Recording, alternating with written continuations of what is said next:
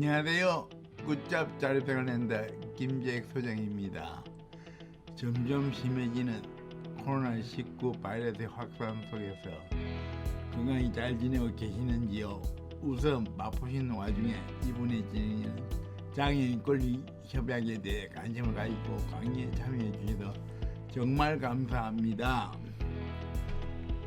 UNCRPD는 UN 장애인 권리 협약의 약자로 2006년 12월 유엔 총회에서 회원국 192개국의 만장일치로 채택된 국제장애인 인권조약으로서 장애인 권리 보장에 관한 내용으로 전문과 본문 50개 조항 및 선택 의정서로 구성되어 있습니다. UNCRPD의 목적은 모든 장애인이 모든 인권 및 기본적인 자유를 완전하고 동등하게享유하도록 촉진, 보호, 보장하며 장애인의 전부의 존엄에 대한 존중을 촉진하는 것입니다. 그리고 UNCRPD는 자립생활운동의 가장 중요한 무기, 즉 우리 장애인 당사자들의 성경이 되어야 한다고 저는 생각합니다. 앞으로 장애인 인권을 지키기 위해 UNCRPD는 자립생활 운동에서 가장 중요한 무기가 되어 있을 것으로 보여져 본 협의체가 구성되는 것으로 보입니다. 하지만 안타깝게도 우리나라는 2008년 권리협약에 대해서는 국회에서批准을 했지만 그러나 아직까지 선택 의정서를批准하지 못하고 있는 실정입니다. 선택 의정서라는 것은 장애인 개인의 권리가 침해당했을 때 국내에서 아무런 조치를 취하지 않았을 경우에 유엔 장애인 권리위원회에 청구할 수 있는 개인 진정 제도와 중대하고 체계적인 당사국 협약 위반에 대한 신뢰를 할 만한 정보가 발견될 경우 유엔 장애인 권리위원회가 당사국을 조사할 수 있는 직권 조사 절차를 규정해 있는 중요한 것입니다. 그러므로 UNCRPD라는 것은 장애인을 시혜나 독복지 대상이 아닌 인권과 권리를 강조한 국제법입니다. 따라서 UNCRPD 확산 공동사업 추진단이라는 것은 비대면을 통한 온라인 교육과 강의 및 회의 플랫폼을 활용하여 한국 유엔 장애인 권리 협약을 장애인 자립생활센터와 장애인 단체가 연대하여 전국적으로 확산시켜 그 중요성을 인식시키고 더 나아가 유엔 장애인 권리 위원회와의 협조를 통해 세계적인 민간 네트워크를 구성하고자 만든 단체이기도 합니다. UNCRPD 확산 공동 추진 사업단 릴레이 강의는 많은 분들이 UNCRPD를 이해하기 쉽도록 커리큘럼을 구성하려고 노력하였습니다. UNCRPD 확산 공동사업 추진단의 시작을 알릴 강의는 윤사모 소장님의 인권 기반의 장애 개념에서 출발합니다. 한국장애학회 이사의 역할과 주 장애인 아카데미 인식 개선센터 소장 역할을 맡고 계신 윤사모 소장님의 강의를 통해 이런 기반을 확실하게 이해시키기를 바랍니다. 그러면 저는 윤사모 소장님 바톤을 넘기고 이만 물러가도록 하겠습니다. 다시 한번 강조드리지만 아예 이번 기회에 IL 센터를 중심으로 UNCRPD를 확산을 통해 한국의 선택 의정서를 채택하고 중증장애인 인권 향상에 아무쪼록 전국 센터들이 기여해서 장애인의 삶의 복지와 인권과 권리가 향상되는 그날이 빨리 오기를 바라겠습니다. 수고하셨습니다. 감사합니다.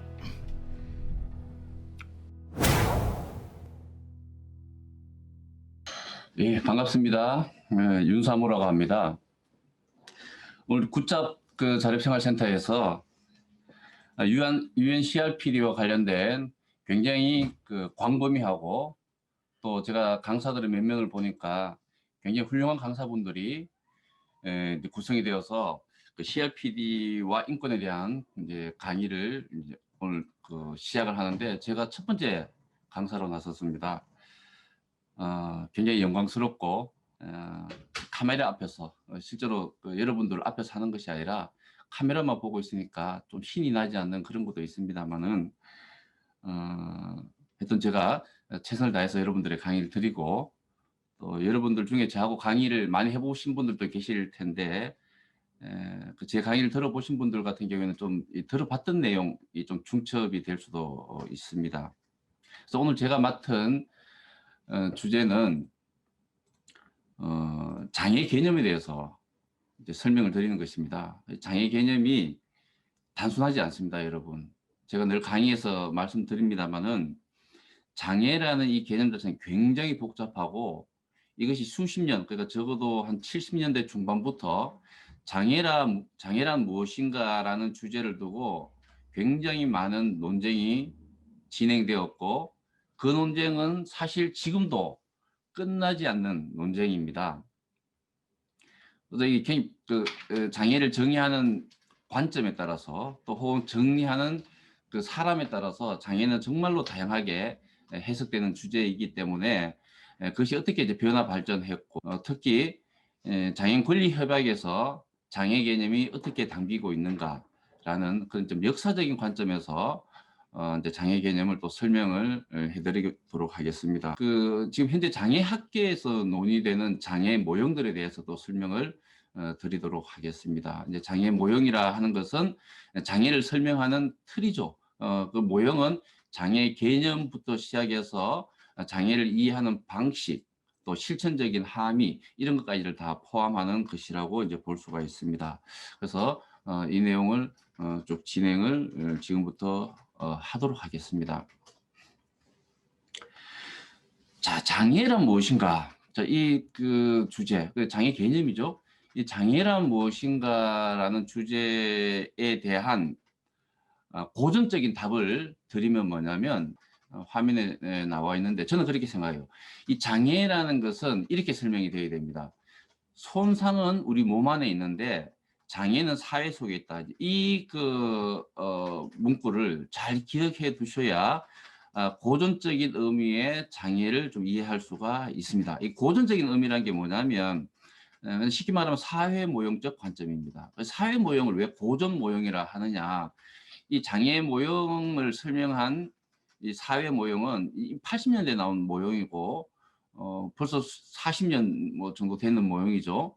그래서 이 모형은 최근에 그 이후에 많은 이제 변화를 겪고 지금은 이 사회 모형뿐만 아니라 사회 모형에서 파생된 다양한 모형들이 새롭게 나와 있습니다. 그래서 장애를 설명한 최초의 모형인 사회 모형을 저는 이제 고전적 모형이다라고 그렇게 표현을 했습니다. 그 사회 모형에 따르면 장애를 이렇게 설명한다는 거죠. 손상은 몸 안에 있고 장애는 사회 속에 있다. 자, 그러면 이 사회 모형이 어떻게 나오는가? 어떤 과정을 거쳐서 사회 모형까지 이르는가? 그 과정을 제가 좀 설명을 드리도록 하겠습니다. 자, 그 장애를 이해하는 가장 전통적인 방식은 손상과 장애를 구분시키는 겁니다. 이 손상과 장애를 구분하는 거, 이거 굉장히 중요합니다. 이 손상과 장애를 구분하지 않았습니다. 손상이 곧 장애고 장애가 곧 손상이라는 이런 관념이 오랫동안 지속이 되어 왔습니다. 예를 들면 1952년도에 유엔의 WHO는 ICD라는 질병 분류표를 만듭니다. 이 질병이 곧 장애다라는 이런 인식을 가지고 있었는 겁니다. 그러다가 1971년도에 정신지체인 권리선언이라는 게 나옵니다. 이게 굉장히 중요합니다. 그 장애인들의 인권의 역사에서 그 밑에 보면 75년도에 유엔 장애인 권리선언이 나오죠. 근데 그 이전에 사실은 71년도에 정신지체인 권리선언이 먼저 나옵니다. 그럼 정신지체인이라고 하면 지금 용어로 하면 지적장애인이에요. 지적장애인 권리선언이 신체 장애인에 대한 권리선언보다 먼저 나왔습니다. 왜 그럴까요? 왜 유엔에서 신체 장애인보다 지적 장애인들의 권리선언을 먼저 발표를 했을까요? 여러분, 유엔에서 장애인을 위한 이런 선언을 만든다, 뭐 CRPD를 만든다, 이렇게 유엔에서 어떤 장애인을 위한 조치를 취하는 것은 어떤 의미냐면 유엔에 있는 어떤 외교관이라든가 의사들이라든가 이런 사람들이 자기들이 알아서 이런 선언을 만들고 협약을 만드는 게 아닙니다. 71년도에 정신지체인 권리선언이 나왔다라는 것은 그 이전에 무슨 사건이 있었는 거예요. 장애인 사회에서 어떤 사건이 있었기 때문에 그렇기 때문에 유엔에서 거기에 반응한 것입니다. 유엔에서 나오는 모든 장애인과 관련되는 조치는 전부 다 반응이지 유엔이 선도적으로 앞장서서 한 것은 거의 없다라고 보셔야 돼요. 그러면 71년도에 정신지체인 권리선언이 나왔다는 것은 그 이전에 뭔가 사건이 있었다는 거죠. 정신지체인과 관련된 사건이 있었다는 겁니다. 1950년대 중후반부터 부쿠라파, 이름 스웨덴이나 이런 나라에서 그 당시 용어로 정신지체인과 관련된 어떤 행동이 일어났습니다. 그걸 나중에 사람들이 그걸 정상화 원리라고 이렇게 이름 붙였는데, 예를 들면 니르에 같은 이런 그 분들이 그 정신지체 장애를 가진 청소년들도 보통의 또래 비장애인 청소년들과 똑같은 환경과 맥락에서 학교 생활을 해야 되고 또 지역사회 생활을 해야 된다라는 이런 어떤 그 기초 아래에 그런 운동을 실질적으로 추진을 합니다. 그래서 이것이 전 세계적으로 엄청난 반향을 일으켜요. 이게 나중에 그 부쿠라파에서 시작된 이 정상화 원리라는 것은 울펜스버그라는 이 북미의 어떤 그 교수에서 미국으로 이렇게 그 이제 소개가 되죠. 그래서 이 울펜스버그의 이제 그 이 발달 장애인들의 어떤 그 정상적인 삶, 보통의 삶, 이것을 울펜스버그는 미국식으로 북미식으로 새롭게 이제 이론화하면서 그것이 나중에 1975년도 미국 그 장애인 교육법의 굉장히 기초가 됩니다. 그리고 오늘날 우리가 알고 있는 미국의 특수교육 교육의 뼈대가 되죠. 그 울펜스버그의 이론이. 근데 그 울펜스버그의 이론이 사실은 어디서 왔냐면 부쿠라파에서 왔습니다.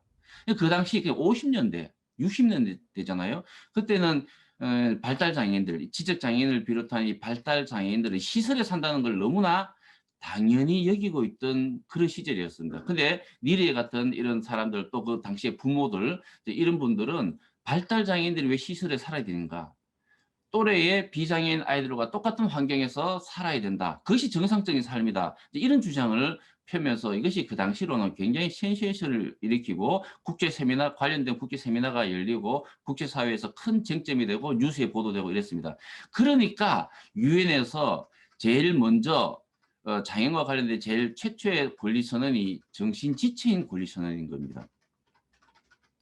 그래서 이런 니르웨를 중심으로 한 그 북유럽의 그 발달 장애인들을 위한 인권 운동, 또 혹은 삶 운동 이런 것이 유엔에 반영이 되어서 71년도에 유엔에서 정신지체인 권리선언이 이제 나오게 되는 것이죠. 그러면 왜 그 지적 장애인이 먼저 나오느냐? 신체 장애인들 지금 기준으로 보면 신체 장애 운동이 훨씬 더 활발한데 왜 71년도에 지적 장애인 권리선언부터 먼저 나오는가라는 의문이 좀 생길 수가 있습니다. 그 이유는 이렇습니다. 71년도 당시까지만 하더라도, 그러니까 60년대까지만 하더라도 신체 장애인들의 운동이 본격화되지 않았습니다.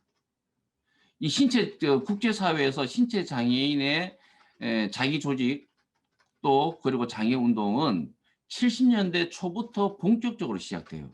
예를 들면 미국 같으면 72년도에 버클리에서 장애인 자립생활센터가 만들어지면서 미국 장애 운동이 본격적으로 시작됩니다.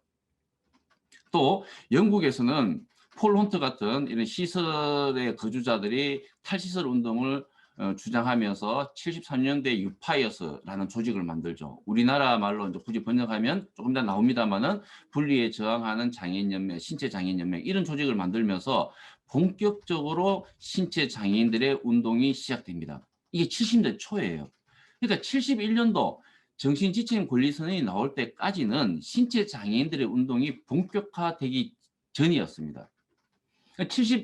70년대 초에 신체장애 운동이 본격화되면서 유엔에서 새로운 권리선언을 내놓죠. 그것이 75년도에 나온 유엔 장애인 권리선언입니다. 이거는 신체장애인뿐만 아니라 이제 지적장애인을 포함하는 모든 장애인들의 권리선언이 75년도에 나옵니다.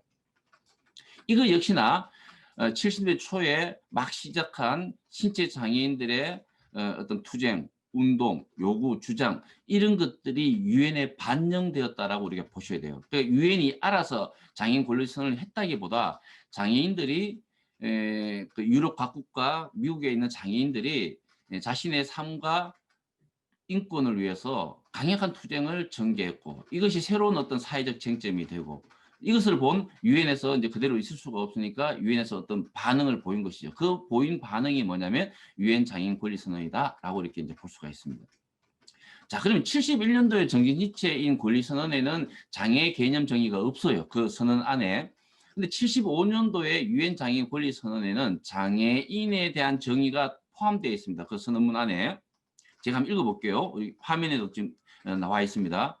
어떻게 장애인을 정의하냐면 이렇게 정의해요. 장애인은 선천적이든 후천적이든 신체나 정신의 능력이 불완전하여 일상의 개인 또는 사회생활에서 필요한 것을 스스로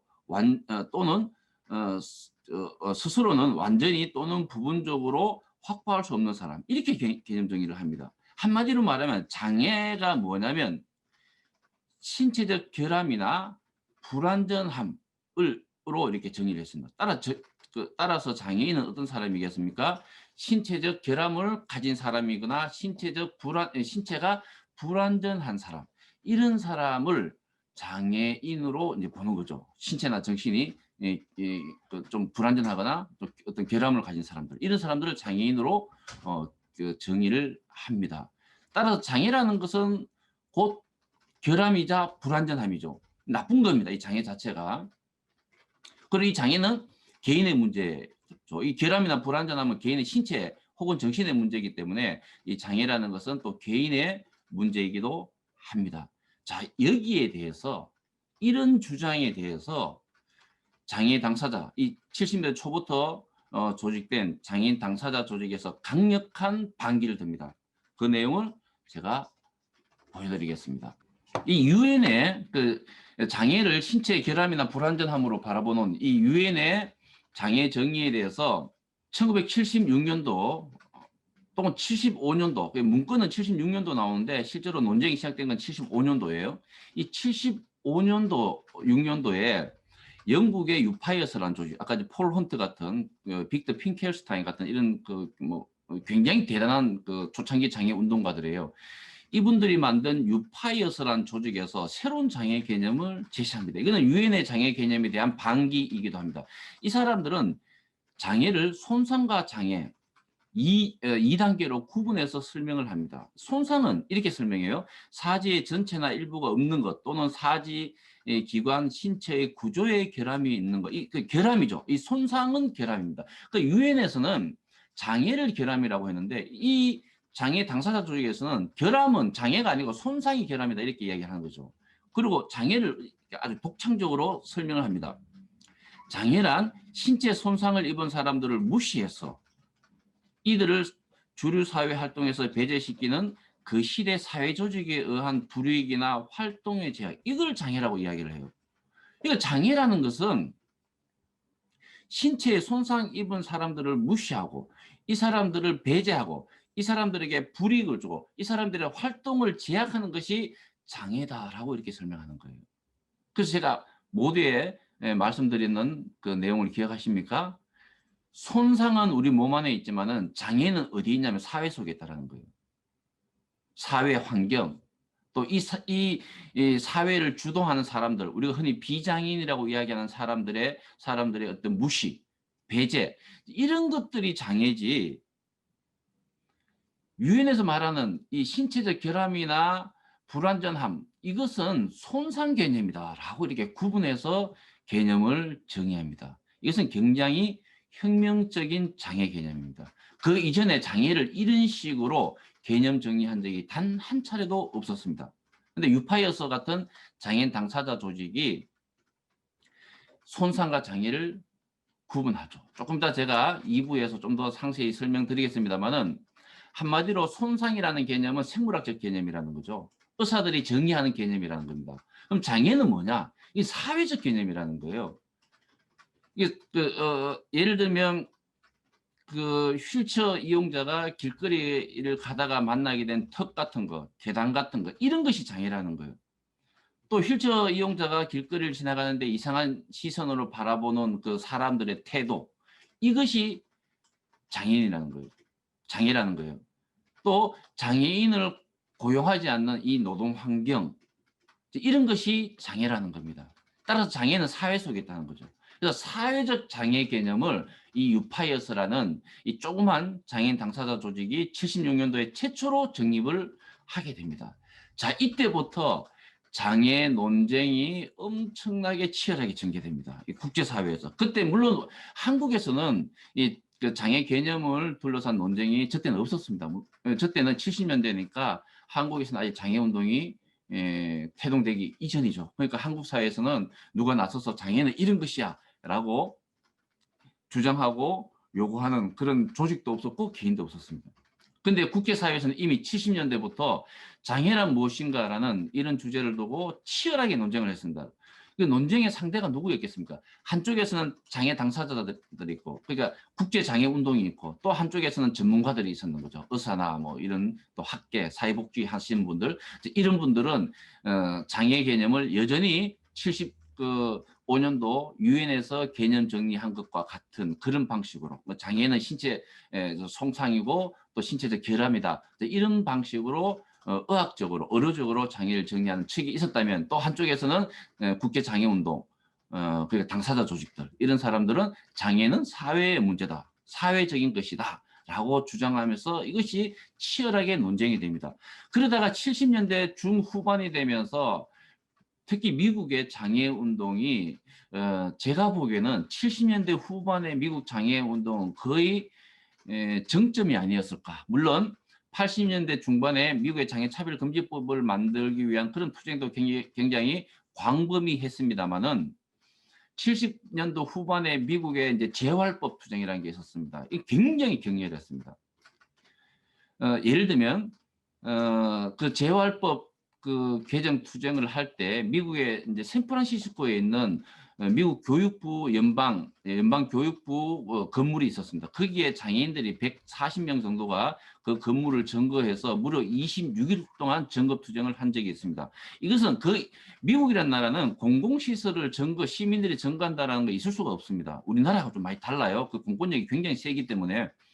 근데 그 장애인들이 중증 호흡기를 착용하는 중증 장애인들도 있었습니다. 이런 장애인들이 주디 휴먼 이런 사람들이 주도해서 그 건물을 점거해서 26일 동안 점거했습니다. 이거는 미국 역사에서 전무후무한 일입니다. 미국 시민들이 공공 건물을 26일 동안 무단 점거하는 거, 점거 투쟁을 하는 거 미국 사회에서는 있을 수가 없습니다. 근데 장애인들이 그걸 한 거죠. 그게 70년대 후반이에요. 78년도 이때 그런 투쟁을 전개를 합니다. 70년대 후반은 미국과 유럽의 장애운동이 거의 뭐 그 정점에 다다른 그런 시점이었습니다. 그러니까 유엔에서 가만히 있지 못하니까 81년도를 세계 장애인의 해로 정한 거예요. 유엔은 매년 그 해를 무슨 해로 정합니다. 올해가 무슨 해인지는 제가 잘 모르겠습니다만 올해도 무슨 해가 있어요. 뭐 예를 들면 노인의 해, 뭐 물의 해, 뭐 이런 식으로 정해요. 그러면 무슨 해라고 정한 해 그 쟁점을 유엔 차원에서 이제 쟁점을 이제 부각시키고 이제 전 세계적인 이벤트를 합니다. 그게 이제 81년도 세계 장애인의 해요. 그러니까 81년도 세계 장애인의 해라는 것은 유엔이 알아서 장애인들을 위해서 뭔가 이벤트를 한 게 아니고 70년대 후반에 장애인들의 투쟁이 격화되니까, 그러니까 다른 말로 하면 장애인들의 관련된 이슈들이 국제사회에서 큰 뉴스거리가 되니까 유엔에서 81년도를 세계 장애인의 해로 정한 거죠. 그런데 그 차원에서 유엔에서 또 유엔 산하의 WHO에서 어떤 조치를 취하냐면 1980년도에 ICIDH라는 걸 발표를 해요. 이 ICIDH가 뭐냐면 세계 1년 후인 1981년도에 세계 장애인의 해를 이제 기념해서 WHO가 전 세계 26개 나라인가 뭐 제가 그 정도로 기억하는데 그 나라의 장애인 실태 조사를 합니다. 그 실태 조사를 해서 그 결과를 발표했는 문건이 ICIDH예요.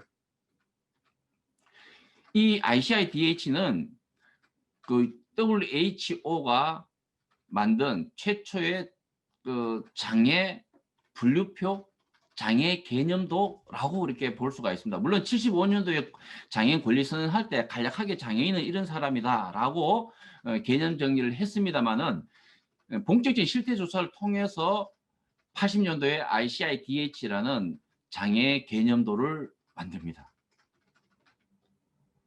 그래서 좀 체계적인 장애 개념도를 만들었어요. 근데 저기 우리 PPT 자료에 나와 있는 것처럼 이 WHO에서는 장애를 3단계로 정의합니다. 손상, 장애, 핸디캡 이렇게 정의를 해요.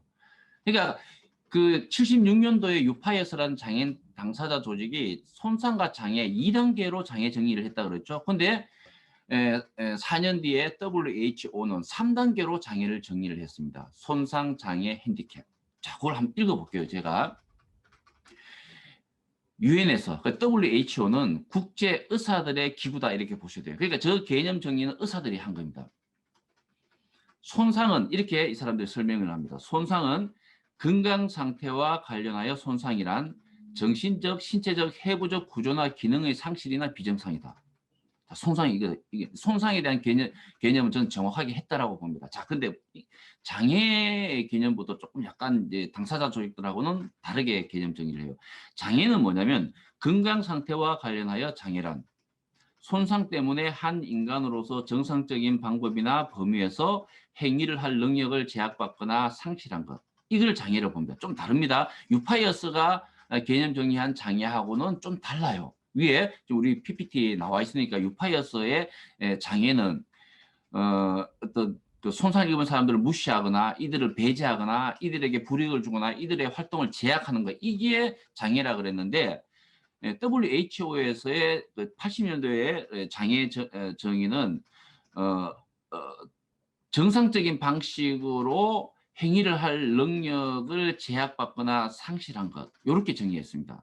요거를 한마디로 사회복지 학자들은 어떻게 정의하냐면 이 장애를 기능 상실 이렇게 정의하시는 분들도 있어요. 그러니까 어떤 기능을 상실해 버리는 거예요. 이 손상 때문에. 예를 들면 전기 노동자가 있어요. 제가 실제로 아시는 분인데 그 전기 공사를 하다가 감전이 돼서 양쪽 팔이 절단되었습니다. 이 양쪽 팔이 절단된 상태 이건 손상이에요. WHO의 개념 따르면. 근데 이 사람이 양쪽 팔이 절단이 돼 버리니까 전기 기술자로서 기능을 상실해 버립니다. 이 상태를 장애라 이렇게 이야기하는 거예요. 그럼 핸디캡은 뭐냐? 핸디캡은 건강 상태와 관련하여 핸디캡이란 손상이나 장애 때문에 받는 개인의 불이익입니다. 예를 들면 이 친구는 저보다 나이가 몇 살 적습니다만은 이 친구는 여태까지 결혼을 못했습니다. 예를 들면 양쪽 팔이 절단된 남자는 여성들에게 섹스 어필이 안 된다. 뭐 이렇게 되는 거죠. 그러니까 이 사람은 어떤 문화적인 부분에 자기 또래 친구들은 다 이제 결혼해서 이렇게 사는데 이 사람은 어떤 양쪽 팔이 절단된 이 상태, 이 장애 상태 때문에 이 손상 상태 때문에 결혼을 하지 못하는 거예요. 이런 사회적 불이익을 받는다는 겁니다. 이런 것들을 핸디캡이라 이렇게 정의를 한 겁니다. 어쨌든 이 3단계로 정의를 했는데 여러분들이 이 WHO의 장애 정의에서 유심히 봐야 될 부분 제일 앞부분입니다. 제일 앞부분에 전부 다 뭐라고 적어놨습니까? 건강 상태와 관련하여라고 적어놨습니다. 손상에도 그렇게 했고 장애에도 그렇게 했고 핸디캡에도 그렇게 했습니다. 그러니까 장애인들의 모든 장애 상태 그것이 손상이든 장애든 핸디캡이든 간에 이 장애 상태는 전부 다 건강 문제와 관련되어 있다는 겁니다. 건강 문제라는 게 뭡니까? 개인의 문제죠.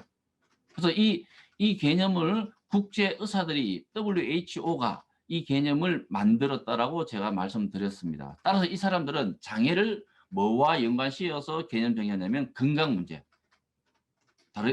다시 말하면 의학적인 문제와 장애를 연관시켜서 설명을 하고 있습니다. 근데 그 앞에 76년도 유파에서의 장애 정의는 손상과 장애를 완전히 구분합니다. 다시 한번 제가 강조하겠습니다. 유파이어서 같은 장애 당사자 조직의 관점에서 보면 손상은 우리 몸 안에 있고 장애는 사회 속에 있어요. 따라서 이 손상과 장애는 같은 것입니까? 연관이 있는 것입니까? 전혀 연관이 없다라고 보는 거예요. 근데 WHO가 설명하는 장애는 손상 때문에 장애가 발생하고 장애 때문에 핸디캡이 발생한다라고 설명합니다. 연관이 돼 있는 거죠. 손상이 원인이 되어서 장애가 발생하고 손상이나 장애가 원인이 되어서 핸디캡이 발생한다는 거예요. 이게 서로가 연관이 돼 있습니다. 근데 장애 당사자들이 설명하는 장애 개념은 장애와 손상은 연관이 없다라고 보는 거예요. 자, 이게 어떤 거냐면 제가 그림을 그려서 설명을 드리겠습니다. 자, 이 화면을 잘 보십시오. 이건 제가 그린 그림이에요. 제 식으로 장애 당사자 조직과 전문가들이 만든 장애 개념도를 이제 설명하는 것입니다. 자, 의사들은 그러니까 나중에 이제 WHO 같은 그런 설명을 80년대 그 후반에 마이크 올리브 같은 장애학자들이 이제 장애 모형을 만들면서 의료 모형이라고 이름을 붙입니다. WHO가 방금 제가 설명드렸던 WHO가 장애를 설명하는 방식이에요. 이 사람들 어떻게 설명하냐면 제가 방금 그 설명을 드렸듯이 저 화면을 잘 보시면 손상 때문에 화살표를 잘 보셔야 됩니다. 손상 때문에 장애가 발생하고 장애 때문에 핸디캡이 발생해요. 화살표가 표시가 돼 있죠. 그러니까 손상이 원인이 되고 장애가 결과가 되는 거죠. 또 손상이나 장애가 원인이 되어서 핸디캡이라는 결과를 만들어낸다라고 이렇게 장애를 설명합니다. 근데 그 밑에 그림은 1976년도에 유파이어서라는 장애인 당사자 조직이 장애를 설명하는 개념도입니다. 저기 보시면 손상과 장애에는 화살표가 없습니다. 그죠? 그래서 제가 점선으로 땡땡땡 이렇게 만들어 놨습니다. 그러니까 손상과 장애는 직접적인 연관이 없다라고 보는 관점이에요. 그럼 장애라는 건 어디서 만들어지냐? 사회 속에서 만들어진다. 그러니까 오른쪽에 사회라는 동그라미가 있습니다. 거기서 화살표가 이쪽으로 장애 쪽으로 화살표가 갑니다. 이 장애라는 것은 손상과는 무관하고 이 사회에서 장애를 만들어낸다라고 이렇게 보는 거예요. 좀 더 엄밀히 말하면 사회적 차별, 사회적 편견, 사회적 태도, 사회적 환경 이런 것이 장애를 만들어낸다라고 이렇게 설명을 하는 것이죠. 그러니까 장애 똑같은 그 영어권에서는 똑같이 disability란 똑같은 언어를 씁니다. 우리나라처럼 장애는 disability예요. 영어로 하면. 그런데 이 장애를 설명하는 방식이나 장애의 어떤 그 구체적인 내용이 어떤 관점으로 설명하는가에 따라서 완전히 달라진다는 거예요. 완전히 달라진다는 거예요. 그래서 아래의 방식으로 장애를 설명하는 것을 마이크 올리버는 사회 모형이라고 이름을 지었습니다. 장애의 궁극적인 원인이 사회에 있다고 보는 거죠. 자, 그러면 저 모형에서 의사들이 장애를 설명하는 방식과 장애 당사자들이 장애를 설명하는 저 두 방식이 있는데 이 방식이 얼마나 큰 차이가 나는가 제가 설명을 드리도록 하겠습니다. 자, 이렇게 한번 가정을 해봅시다. 장애를 없앱시다라는 언어를 쓴다고 칩시다. 우리가 장애를 없앱시다. 그러면 의사들의 관점에서는 장애를 없앱시다라는 말을 어떻게 해석할까요? 의료 모형의 관점에서는 장애를 없앱시다라는 말을 어떻게 해석할 수 있을까요? 그림에서 잘 나와 있죠. 장애는 손상에서 비롯된다라고 의사들은 설명을 합니다. 따라서 장애를 없애자라는 이 말은 손상을 치료합시다라는 말과 똑같은 말이 되는 거죠. 그렇게 해석되는 것이죠. 손상이 없어져야 장애가 없어지는 거예요. 왜? 장애는 손상에서 비롯되기 때문에 그렇습니다. 그러면 장애를 없애기 위해서는 손상을 없애야 된다라고 하면 장애인들이 자신의 장애를 없애기 위해서 어떻게 해야 되나요? 장애인들이 자신의 그 장애를 없애기 위해서 어디를 찾아가야 되나요? 병원에 가서 의사를 만나야 돼요. 그래야 손상이 치유가 되니까요. 그래서 이걸 의료 모형이라 하는 거예요. 장애 문제를 최종적으로 해결할 수 있는 사람들은 누구다? 의사. 물론 대표적인 의사죠. 의사나 간호사나 재활치료사나 심리치료사나 이런 전문가들이 장애를 없애거나 완화시킬 수 있다라고 믿는 어떤 개념도가 어려 모형이에요. 자, 그러면 장애를 없앱시다라는 이 똑같은 말을 사회 모형에 한번 적용시켜 볼까요? 그러면 사회 모형의 관점에서는 장애를 없애자라는 이런 말을 어떻게 다른 말로 해석할 수 있을까요? 여러분 어떻게 해석할 수 있을까요? 장애는 사회 속에서 온다고 했습니다. 그러면 장애를 없애자라는 이 말은 사회를 바꾸자라는 말이 되는 거죠. 그죠? 사회적 태도를 바꾸자, 사회적 환경을 바꾸자, 사회적 조건을 바꾸자, 이런 말이 되는 겁니다. 다시 말해서 좀 더 쉽게 표현하자면 우리 사회 속에 장애를 만들어내는 사회적 턱을 제거하자. 그죠? 이런 말이 되는 것이고, 계단이 있으면 계단을 어쩔 수 없이 만들어야 될 것 같으면 그 옆에 엘리베이터를 만들자. 이런 말이 되는 것입니다. 그리고 장애인이 지나가도 이상한 시선으로 바라보지 말자. 이렇게 되는 거죠. 또 고용주는 장애가 있다고 해서 무조건 그 사람의 능력을 폄하할 것이 아니라 장애가 있건 없든 그 사람의 능력에 따라 그 사람을 고용하는 그런 고용 환경을 바꾸자. 이렇게 되는 겁니다. 그러니까 이 의료 모형에 따라서 장애를 설명하는 것과 사회 모형에 따라서 장애를 설명하는 것은 그 이제 장애 문제를 완화시키기 위한 여러 가지 사회적 실천의 방식들이 완전히 달라지는 것이죠. 그죠? 그래서 그러면 우리가 20년 전에 한국 사회 장애인들이 현재의 장애인들보다는 훨씬 더 접근성이 많이 개선되고 또 장애인에 대한 사회적 태도가 훨씬 더 나아졌고 또 장애인과 관련된 법률이 21개나 만들어졌고 장애 복지 정책이나 예산이 20년 전보다 엄청나게 많이 증가했습니다.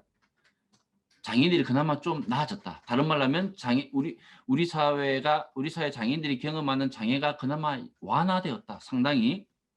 그러면 이것이 이렇게 장애인의 장애 문제가 어느 정도 해결되는 우리 사회는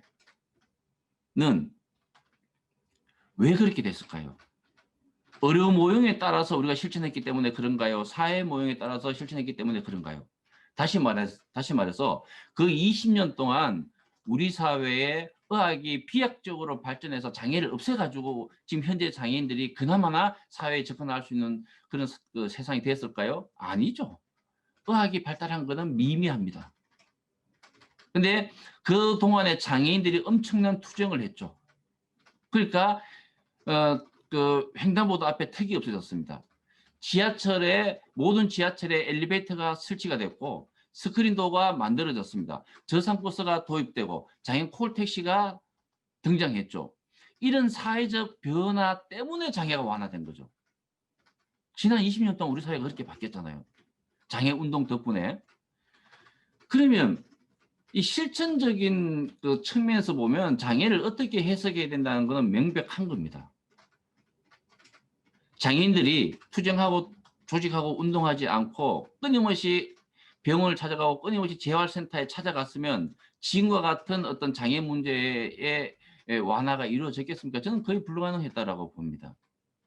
그동안 장애인들이 사회를 변화시키기 위한 노력을 했기 때문에 그나마 오늘날 한국 사회 장애인들이 살기가 좀 편해졌고 장애 문제가 어느 정도 해소가 되고 있다라고 그렇게 생각합니다.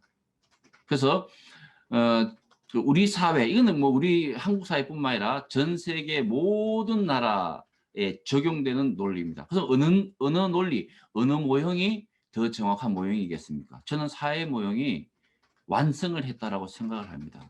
의사들의 모형, 그러니까 의료 모형은 이제 저런 모형을 이야기하는 의사들이 없습니다. 적어도 어느 정도 이제 생각인 의사 같으면 저 80년도 ICIDH 저 모형으로 장애를 설명하는 의사들은 저는 극히 이제 소수일 거라고 생각합니다.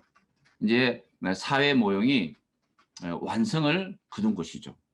1982년도에 이제 DPI라는 조직이 만들어졌어요. 81년도에. 그래서 이 DPI라는 조직이 역시 UPI에서는 영국 조직이에요. 그 DPI에서는 국제 장애인 조직입니다. 이 조직에 다시 장애를 손상과 장애란 두 가지. 그러니까 UPI에서 76년도의 개념을 이제 좀 DPI식으로 DPI 버전으로 만들어서 새로운 장애 개념, 새롭지 않은 유파이어스 버전과 비슷한 그런 장애 개념을 제시를 했습니다. 그래서 손상과 장애, 2단계 장애 정의를 했죠. 그리고 예, 그러면서 뭐 치열하게 장애 개념을 두고 엄청난 그 투쟁이 벌어집니다. 그래서 국제 당사자주의하고 국제 전문가주의, 뭐 예를 들면 이제 디페이 같은 조직하고 JRF 같은 이런 그 RI 같은 이런 조직이 뭐 치열하게 논쟁을 벌이죠. 그러면서 이제 그 논쟁을 반영해서 1997년도에 WHO가 1980년도 만든 ICIDH를 폐기시키고 ICIDH2라는 걸 만들어요. 자, 이때부터 이제 장애 개념은 아주 복잡해집니다. WHO에서도 굉장히 복잡해져요.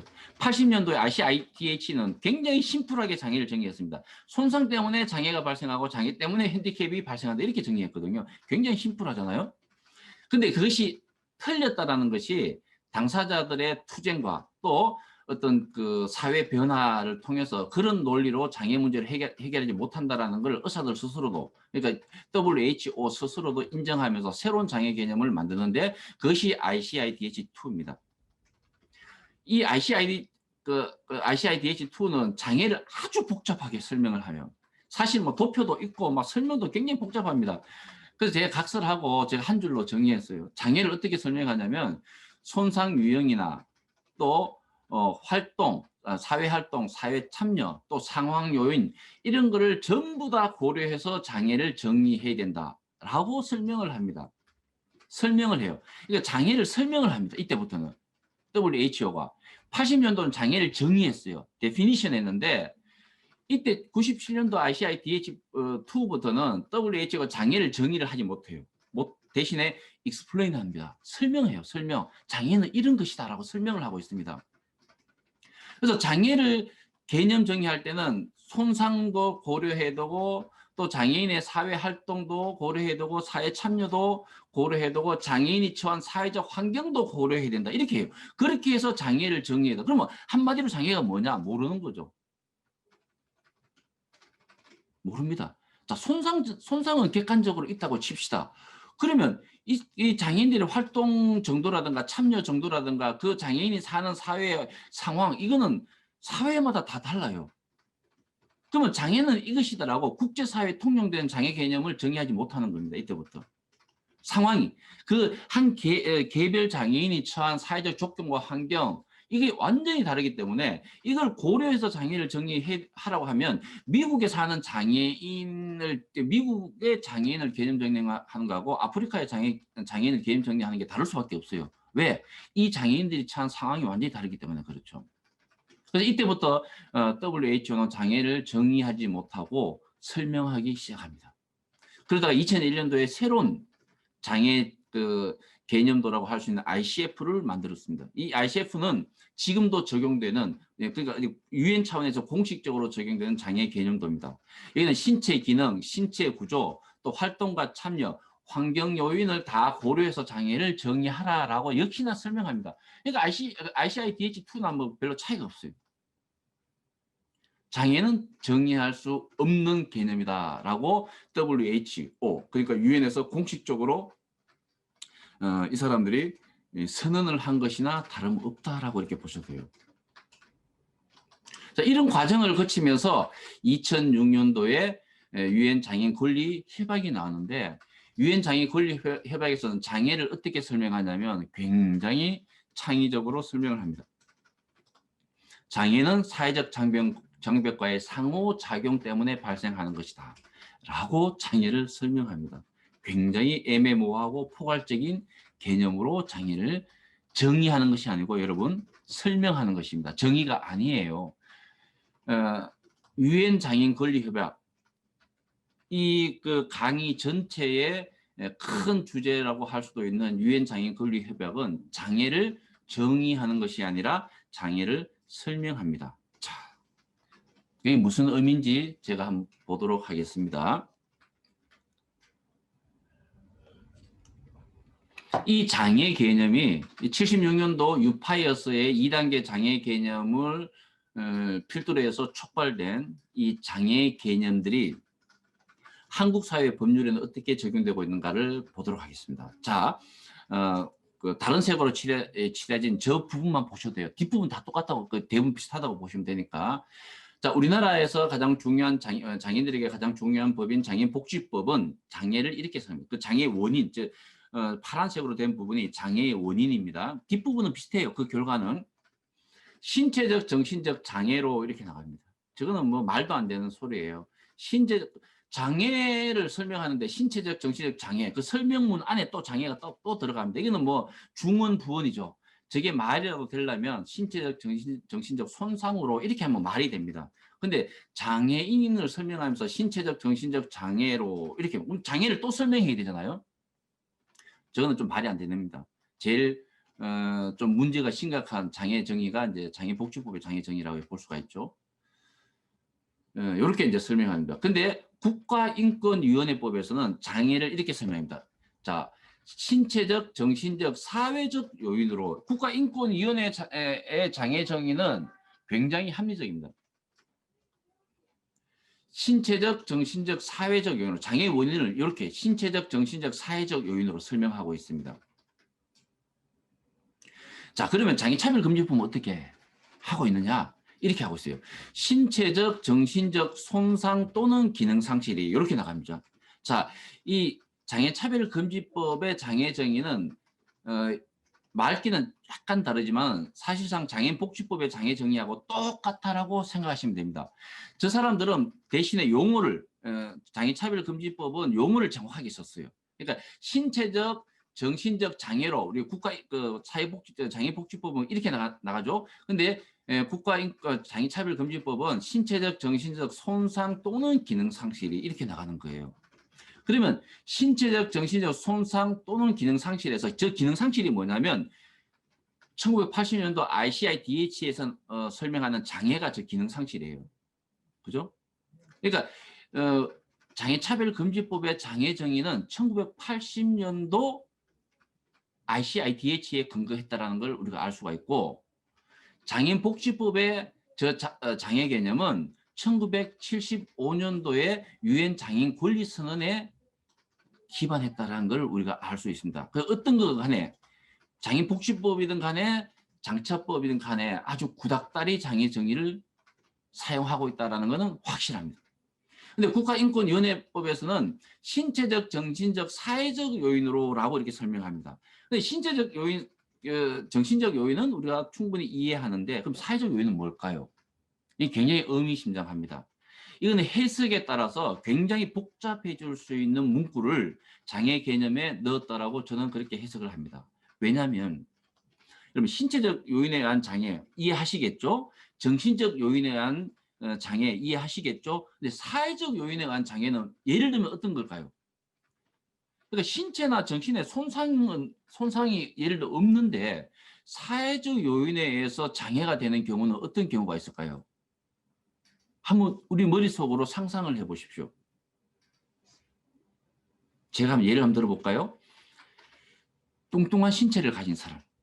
이 뚱뚱하다라는 것은 질병이 아니에요. 그죠? 뚱뚱함 그 자체가. 근데 뚱뚱한 사람이 사회적으로 차별받는 것은 확실하죠. 이 사람들은 인종차별도 아니고 여성차별도 아니에요. 뭐 뚱뚱한 남자도 있고 뚱뚱한 백인도 있으니까.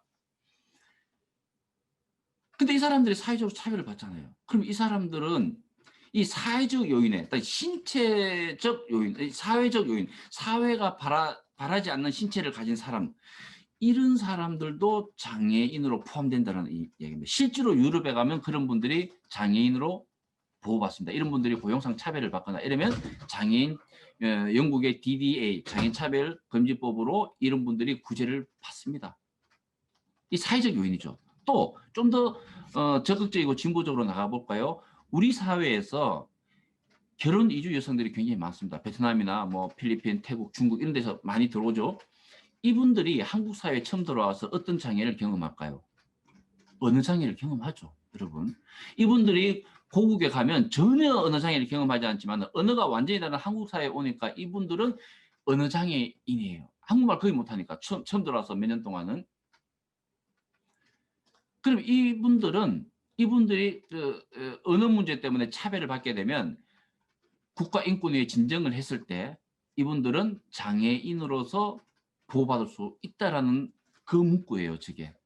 그럼 국가인권위원회에 그런 분들이 장애를 이유로 그 차별 진정을 한 사례가 있는지는 모르겠고 제가 알기로는 그런 적이 없습니다. 근데 이주 여성들이 어느 문제 때문에 차별을 겪는 거, 그러니까 장애인으로서 차별을 겪었다 해서 국가인권의 진정을 넣었을 때 저는 그게 받아들일 가능성이 있다라고 봅니다. 왜? 국가인권위원회의 장애 개념에는 사회적 요인도 포함되기 때문에 그렇습니다.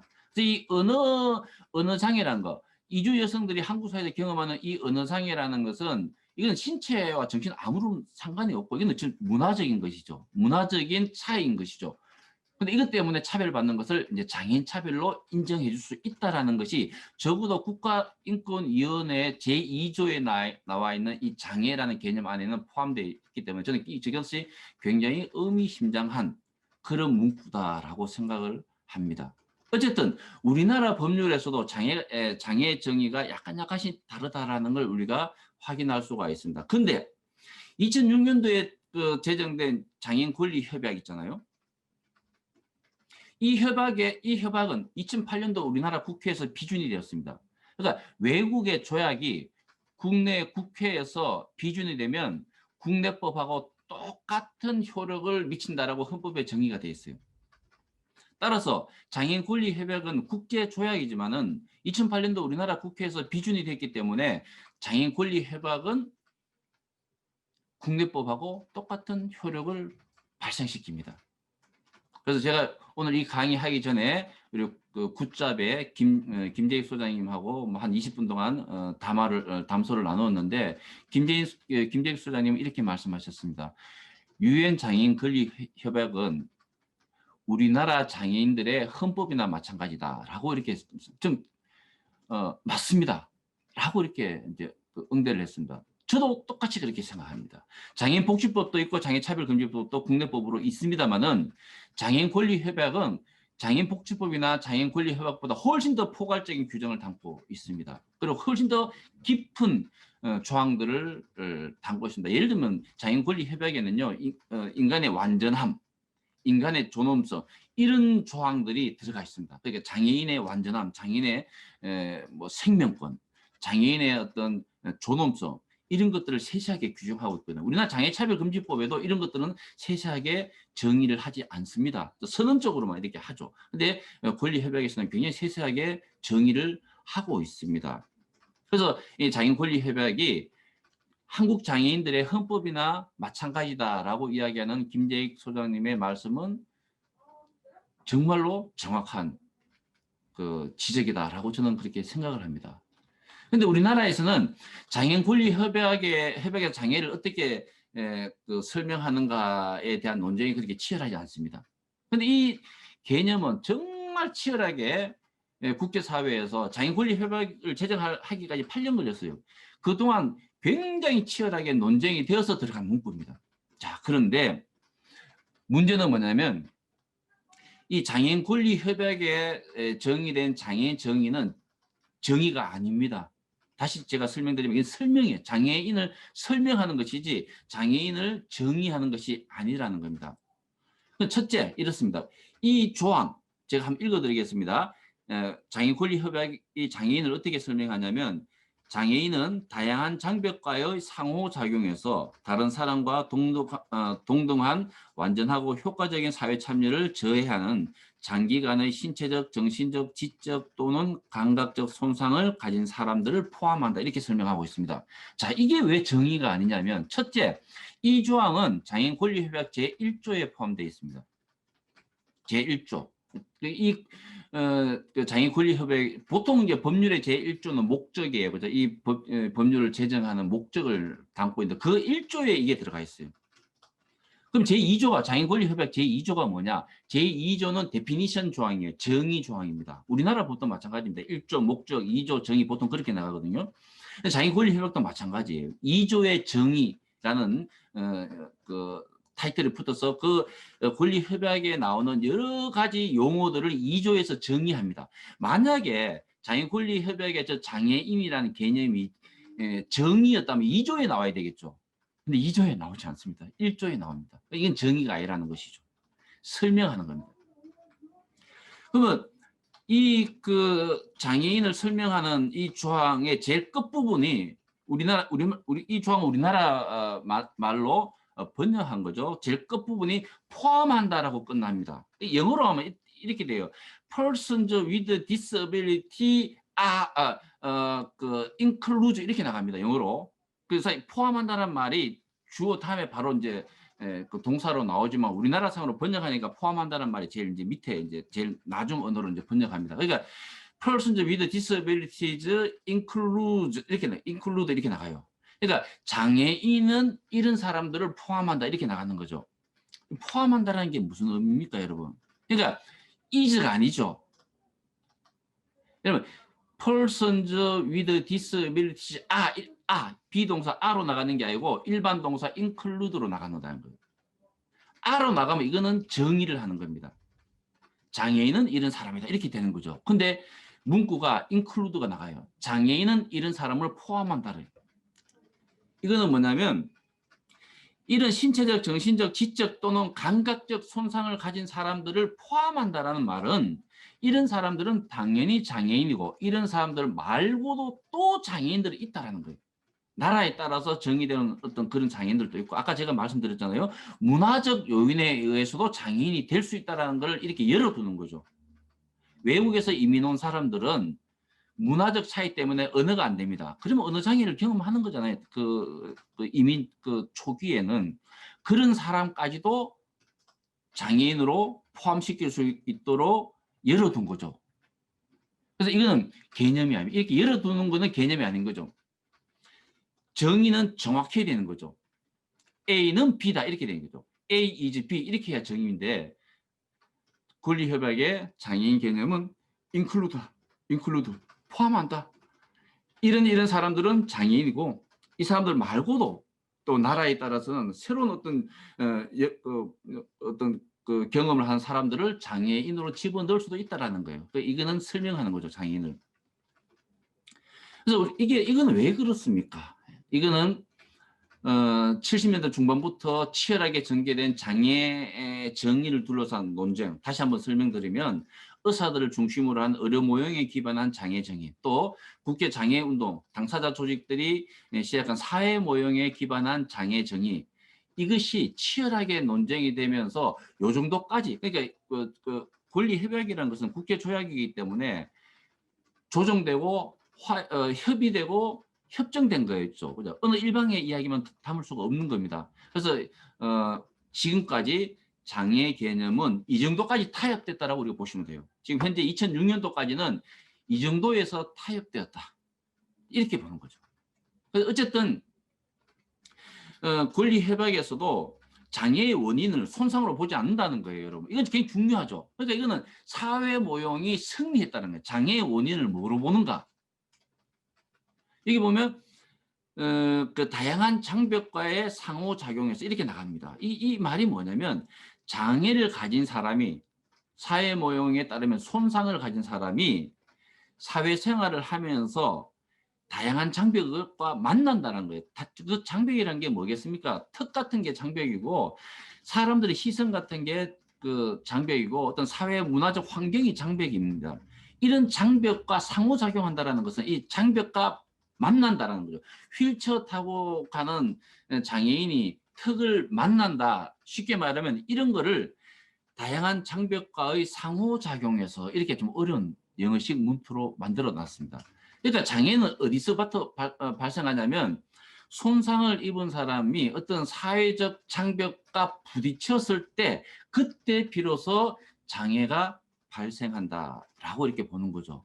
그러니까 여기 장애가 발생하는 원인에는 두 가지가 전제가 되는 거죠. 장애를 가진 사람과 그리고 사회적 장벽 이 두 가지가 부딪혀야 되니까 장벽과 손상을 입은 사람 이 두 존재가 미리 전제가 돼야 돼요. 이건 사회 모형에서는 손상과 장애는 완전히 구분되는 개념이라고 했죠. 사회 모형에서는 약간 뭐라고 해야 됩니까? 의료 모형 쪽, 그러니까 장애를 가진 개인 쪽으로 약간 온 겁니다. 사회 모형에서 장애에는 장애인이 포함 안 되는 거예요. 손상 이런 포함 안 되고 완전 사회적 그 문제, 사회 비장애인들의 시선, 또 사회적 장벽 이것만 이렇게 그것만 가지고 장애를 설명했는데 권리협약에서는 거기에 그것과 손상을 입은 사람이 딱 부딪혔을 때, 만났을 때, 조우했을 때로 하기 때문에 장애 발생 요인에는 손상과 장애가 같이 들어가는 거예요.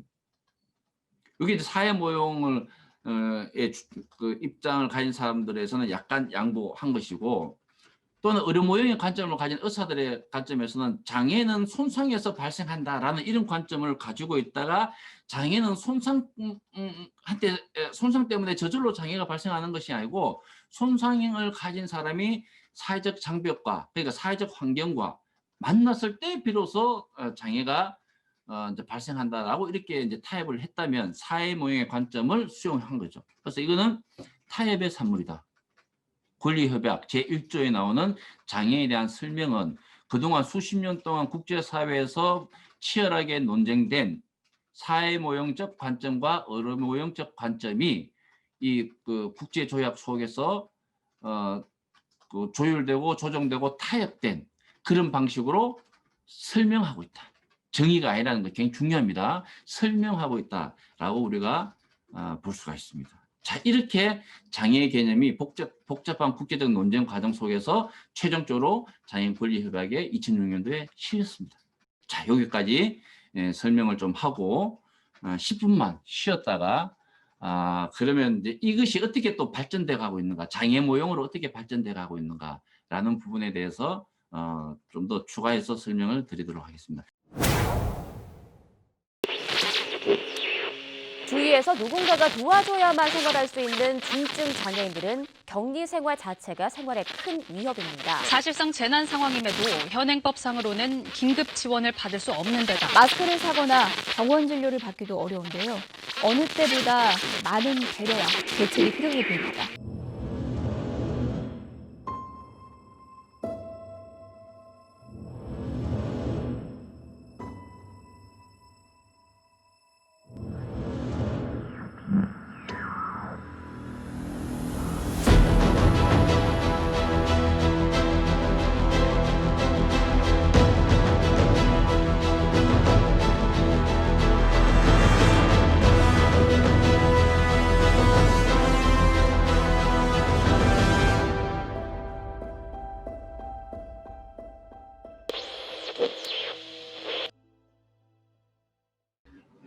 예, 시작하겠습니다. 이게 이제 사회 모형이라는 새로운 모형이 만들어지는 그런 과정을 제가 설명을 드렸습니다. 76년도에 그 유파이어스, 폴런트, 빅터 핀켈스타인 이런 분들이 주도한 그 조직에서 손상과 장애 2단계로 구분하는 제가 보기엔 굉장히 혁명적인 장애 개념을 제시했다라고 생각합니다. 이제 이것을 이 두 사람을 비롯한 유파이어스가 자신들의 어떤 장애, 이거는 좀 그 토론 과정에서 나온 그 결과거든요. 그 어떤 학자가 이렇게 하자라고 제시해서 2단계 장애 개념이 나온 것이 아니고 그 유파이스라는 조직 내에서 다양한 토론과 또 영국 내에 또 다른 전문가 조직과 공개 토론도 하고 굉장히 복잡한 과정을 겪었습니다. 그래서 최종적으로 정리한 것이 장애를 손상과 장애로 이렇게 정의하는 이런 방식을 취했습니다. 그래서 이것을 이 유파이어스라는 조직이 마이크 올리브라는 교수를 찾아가서, 마이크 올리브도 장애 당사자죠. 고등학교 2학년 때 수영하다가 척수를 다쳐서 휠체어를 사용하는 그런 분인데 몇 해 전에 돌아가셨어요. 이제 장애학이라는 새로운 학문을 만든 사람이 마이크 올리브입니다. 이 사람이 어떻게 그 사회 모형이라는 개념을 만드냐면 이 유파이어스에서 논의된 이 손상과 장애를 둘러싼 논쟁을 정리한 논쟁을 유파이어스가 마이크 올리브 교수를 찾아가서 이것을 좀 더 세련되게 모형화하고 일원화시켜 달라라고 했습니다. 그래서 이걸 토대로 마이크 올리브 교수가 1980년도 후반에 이제 장애의 정치, 장애화의 정치라는 그 논문을 쓰면서 소위 말하는 사회 모형이라는 새로운 개념의 장애 모형을 제시합니다. 그 장애의 정치라는 그 책, 그 원어가 The Politics of Disablement라는 책이에요. 그래서 뭐 장애의 정치라고 이렇게 할 수도 있는데 2006년도에 이게 제가 그 번역을 했습니다. 우리 국내에서는 장애화의 정치, 저는 제목을 이제 그렇게 붙였습니다. Disablement가 단순히 장애가 아니고 장애가 이 사회적으로 만들어지고 구성되는 그 과정 전체를 설명하는 용어예요. 그 사전에 안 나온 용어입니다. 그래서 disablement, 그래서 the politics disablement를 이제 번역할 때 우리가 쉽게 이해할 수 있는 장애의 정치 이렇게 할까, 아니면 원어를 그대로 좀 살려서 장애화의 정치라고 할까, 이렇게 굉장히 많은 고민을 했습니다. 고민을 하다가 원어의 의미를 좀 살리자라고 해서 장애가 장애로서 사회적으로 구성되고 창조되는 그 과정 전체를 의미하는 단어인 disability, disablement를 장애화로 해서 국내에서는 장애화의 정치로 그렇게 번역을 했고요. 구글이나 치면 장애화의 정치라고 치면 텍스트 파일이 올라가 있습니다. 제가 그걸 공개를 했습니다. 일반에 공개를 했기 때문에 지금 책은 뭐 받아보기는 어렵겠지만은 파일은 얼마든지 받아볼 수가 있습니다. 그 파일을 받아보면 이 사회 모형이 어떻게 역사적으로 진행되는가라는 것을 잘 이해할 수가 있을 겁니다. 그래서 이 사회 모형이 바라보는 이 장애라는 건 뭐냐면, 제가 몇 가지로 정리를 했습니다. 지금까지 쭉 했던 그런 내용입니다만은, 이건 제가 그냥 제가 정의한 거예요. 책에 나온 건 아니고. 이렇습니다.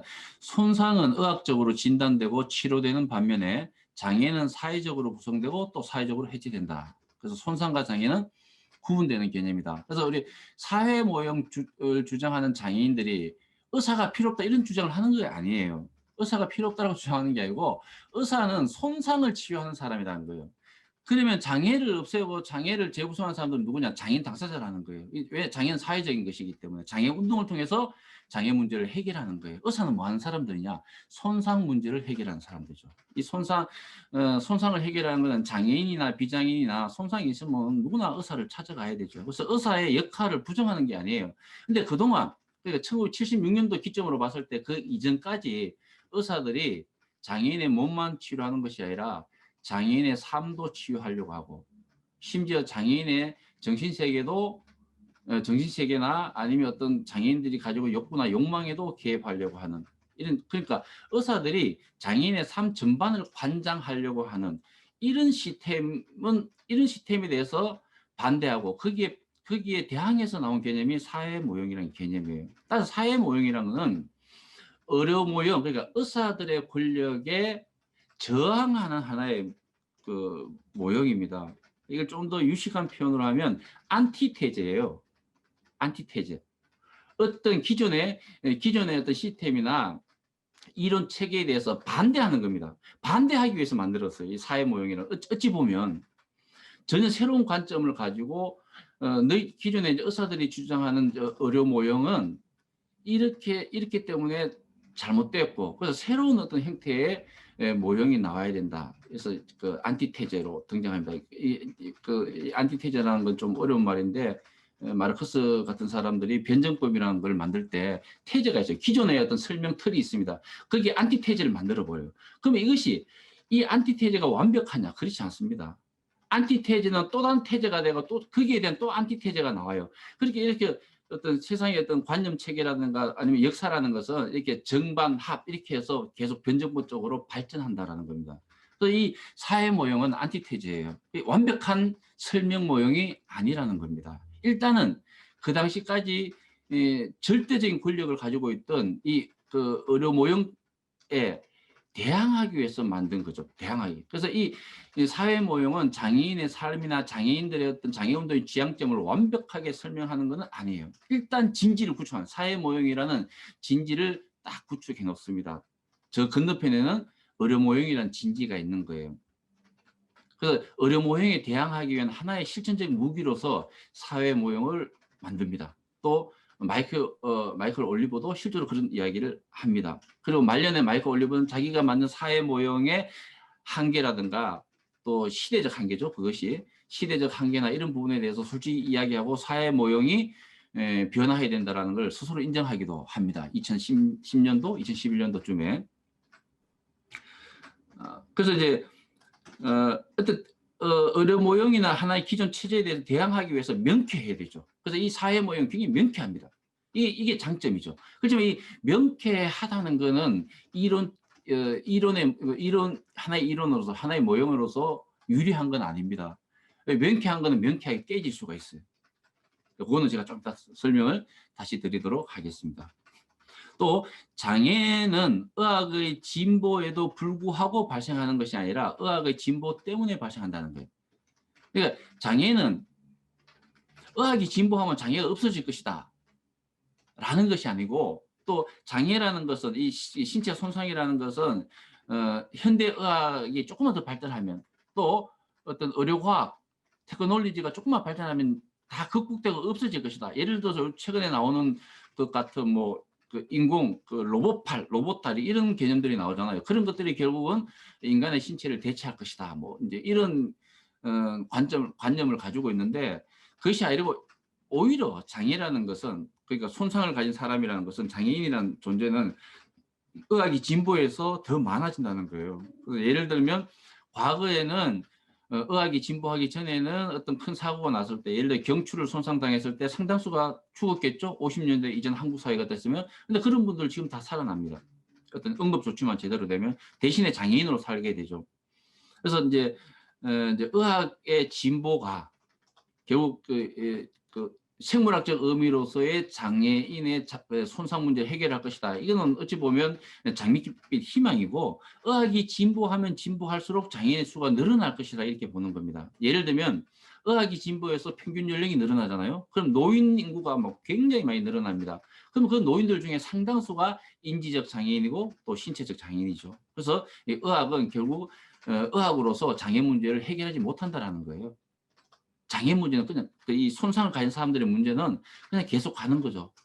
그래서 결국은 장애 문제를 해결하는 척경은 뭐냐면, 의학도 일정하게 기여를 하겠지만 결국 사회 환경과 태도를 바꾸는 거, 이것이 장애 문제를 궁극적으로 해소하는 거다라고 이 사회 모형은 주장하는 것이죠. 또 하나 중요한 것은, 장애는 객관적이고 절대적이고 논리적인 것이 아니라 주관적이고 상대적이고 경험적인 것이다. 자, 이게 좀 말이 어렵죠. 예를 들면 의료 모형에 따르면 장애라는 것은 그냥 객관적이고 절대적인 거예요. 자, 손상 때문에 장애가 발생한다 그랬잖아요. 손상은 객관적으로 존재하는 의학적 상태입니다. 그죠? 또 우리가 장애 판정 같은 거 옛날에 등급제 있을 때 생각해 보십시오. 의학적 판정을 통해서 사람 장애인을 1등급부터 6등급까지 나눕니다. 어떤 객관적인 기준이 있어서 그래요.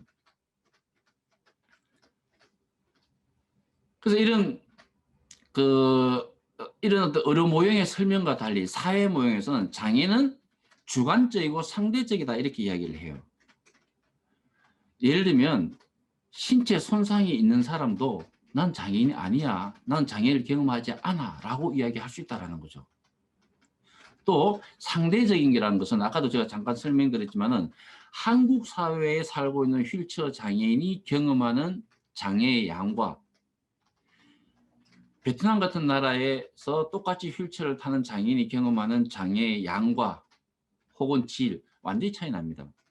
한국 내에서도 서울처럼 비교적 접근성이 잘 되어 있는 도시에서 사는 휠체어 사용자가 경험하는 장애의 양과 질이 저기 강원도 인제군이나 이런 그 시골 동네에서 똑같은 손상을 입은 사람들이 겪는 장애의 양과 질은 완전히 다르겠죠. 그죠? 그래서 장애는 상대적이라는 것이죠. 어떤 사회 환경에서 사는가에 따라서 그 사람이 겪는 장애는 완전히 다를 수가 있다는 겁니다. 그래서 절대적이지 않다라는 겁니다. 또 경험적이라는 것이죠. 그래서 이것이 이제 사회 모형이 이제 주장하는 바죠. 그리고 이 사회 모형이 조금 더 나가서 어떻게까지 주장하냐면, 장애인과 비장애인, 그러니까 장애가 있는 것과 장애가 없는 것은 이분법적이 아니라는 거예요. 그러니까 누구는 장애가 있고 누구는 장애가 없다라고 주장할 수 없다는 거예요. 그래서 장애와 비장애인은 연속체의 관계다 이렇게 설명을 합니다. 그러니까 사람의 손상은 각양각색이고 그 정도가 다를 뿐이지 사람에게는 누구나 다 손상을 가지고 있습니다. 그 취약성을 가지고 있는 것이죠. 그래서 장애인은 사실 이 스펙트럼으로 존재하는 거죠. 그러니까 완벽한 비장애인과 완벽한 장애인은 존재하지 않는다는 겁니다. 여러분, 완벽한 장애인은 어떤 사람이겠습니까? 사망 직전에 있는 사람이겠죠. 그죠? 논리적으로 완벽한 장애인. 완벽한 비장애인은 누굽니까? 신이죠. 인간은 완벽한 비장애인으로 존재할 수가 없습니다. 그래서 사람은 그 신과 죽음 그 사이에서 사람들의 신체나 정신의 상태가 있기 때문에 어디까지가 장애고 어디까지가 비장애다라고 단칼로 자를 수가 없고 그냥 연습체로 예를 들면 이렇게는 계량화한다면 이렇게는 할 수 있겠죠. 어떤 사람은 20% 장애를 가지고 있고 80% 장애가 없다. 20% 장애인이고 80% 비장애다. 뭐 굳이 억지로 하려면 이렇게는 할 수 있고 어떤 사람은 50% 장애인이고 50% 비장애인이다. 이렇게 할 수 있겠죠. 반대로 어떤 사람은 80% 장애인이고 20% 비장애이다. 이렇게는 할 수 있을지 몰라도 누구는 완벽한 장애인이고 누구는 완벽한 비장애이다. 이렇게 이분법으로 설명할 수 없다는 것이 사회 모형의 또 다른 논리이기도 합니다. 맞죠, 여러분? 여러분은 이 강의를 듣는 분들 중에 장애인도 있고 비장애인도 있을 겁니다. 내가 설령 장애인으로 해서 내가 100% 장애인이라고 누가 생각하겠습니다. 그렇지 않습니다. 또 내가 비장애인으로 해서 내가 100% 비장애이고 내 속에는 장애라는 요소 하나도 없다. 그렇게는 아무도 이야기할 수가 없습니다. 그리고 어디까지를 장애인으로 보는가는 나라마다 다릅니다. 한국은 장애인 구수가 5%입니다. 유럽은 웬만한 나라가 다 15% 이상이고 또 유엔에서도 그 나라의 장애 인구를 적어도 15% 보라 이렇게 하는데 한국은 5%예요. 그리고 심지어 20%가 넘는 나라도 있습니다. 왜 그렇게 했습니까? 왜 한국은 장애인 구수가 5%인데 영국은 18%겠습니까? 영국에 왜 장애인들이 그리 많겠습니까? 한국이 안전한 나라에서 장애인이 없을까요? 그렇지 않습니다. 한국이 안전성을 따지자면 한국이 전 세계에서 1등 하는 게 몇 가지 있죠. 교통사고 사망률 전 세계 1등입니다. 그러면 사망률이 1등이면 교통사고를 통해서 다친 사람들도 1등이겠죠.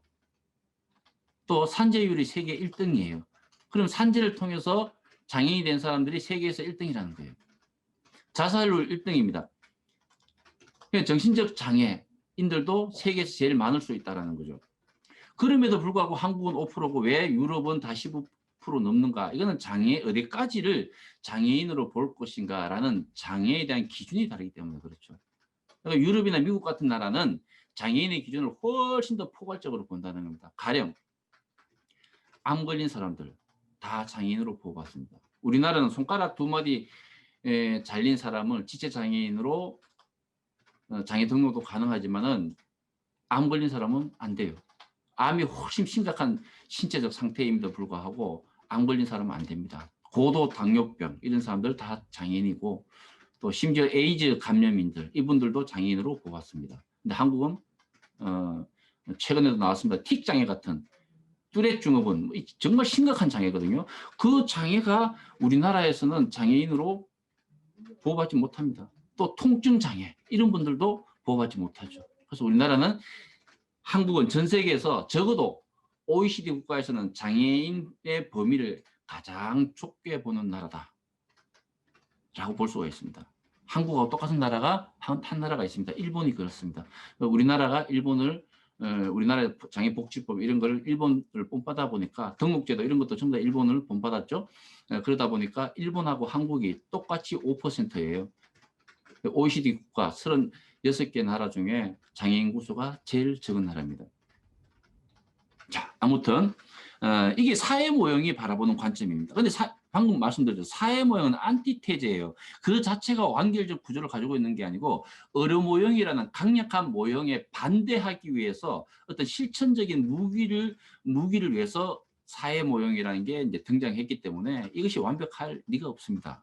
그래서 그 이후에 마이클 올리버 이후에 다양한 장애를 설명하는 다양한 해석틀, 그러니까 우리가 모델이라고 이렇게 이야기합니다. 모형들이 이제 만들어졌습니다. 그래서 그 모형들을 여러분들에게 뭐 다는 아니고 주요한 모형들을 좀 소개를 해드리겠습니다. 자, 그 전에 2011년도에 WHO하고 월드뱅크에서 중요한 보고서를 냅니다. 이제 세계 장애 보고서라는 보고서를 냈는데 그 안에 어떤 내용이 포함되어 있냐면 이런 내용이 있습니다. 장애는 복잡하고 역동적이고 다차원적이고 경합하는 개념이다. 정말 중요한 표현입니다. 방금 제가 첫 번째 시간에 설명드렸는 것처럼 장애는 한마디로 개념 정의하기가 어렵다고 했습니다. 그래서 실제로 권리협약에서도 그 개념을 정의하는 것이 아니라 장애라는 개념을 설명한다고 했죠. 왜 그렇겠습니까? 합의가 없어요. 국제사회에서. 그래서 복잡하다 그랬습니다. 방금 제가 말씀드렸죠.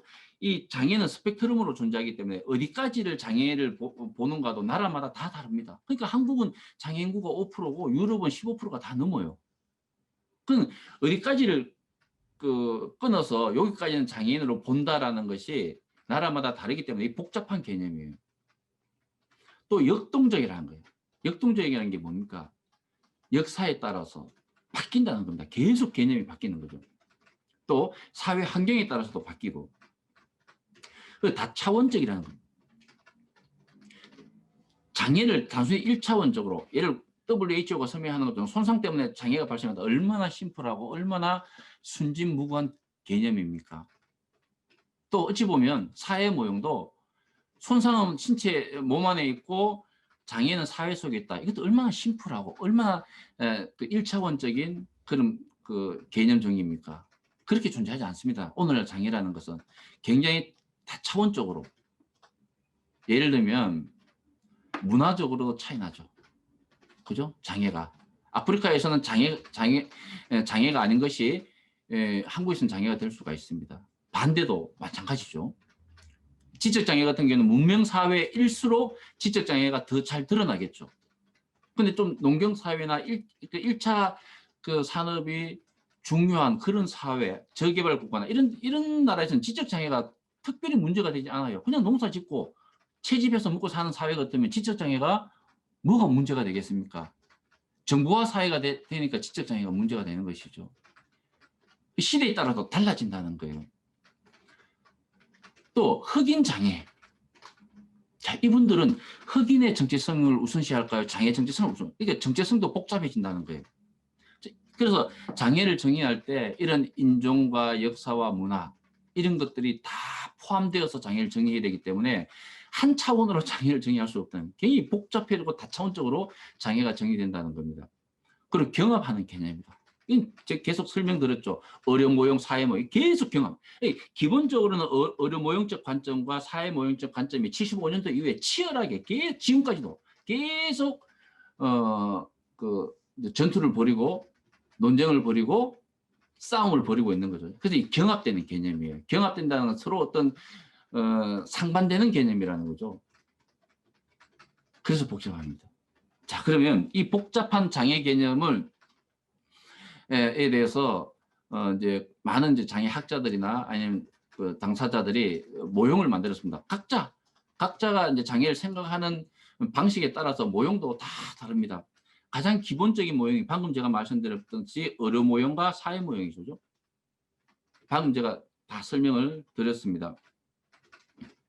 그래서 어려 모형이 뭐를 주장하는가는 뭐 제가 다 이야기 드렸는데 이제 하나만 더 강조하자면 어려 모형을 다른 말로 개인 모형이라고 그래요. 왜냐하면 기본적으로 장애는 개인의 문제라고 보는 거예요. 개인의 신체 손상의 문제라고 보는 것이죠.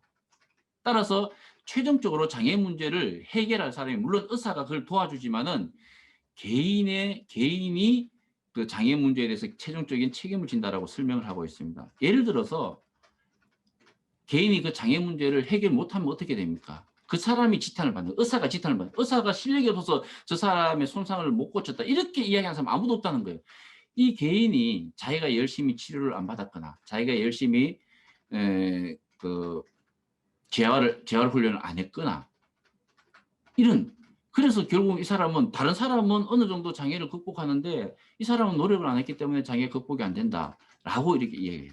그래서 이 개인 모형에서는 장애를 극복한 사람들을 굉장히 추앙하고 이 사람들을 그냥 그 모델로 내세우는 경우가 굉장히 많습니다. 오늘날 우리 사회에 나오는 많은 신문에서 보면 아주 성공한 장애인들, 이 유럽이나 미국의 장애인들은 그런 장애인들을 슈퍼 장애인이라 그래요. 슈퍼 장애인.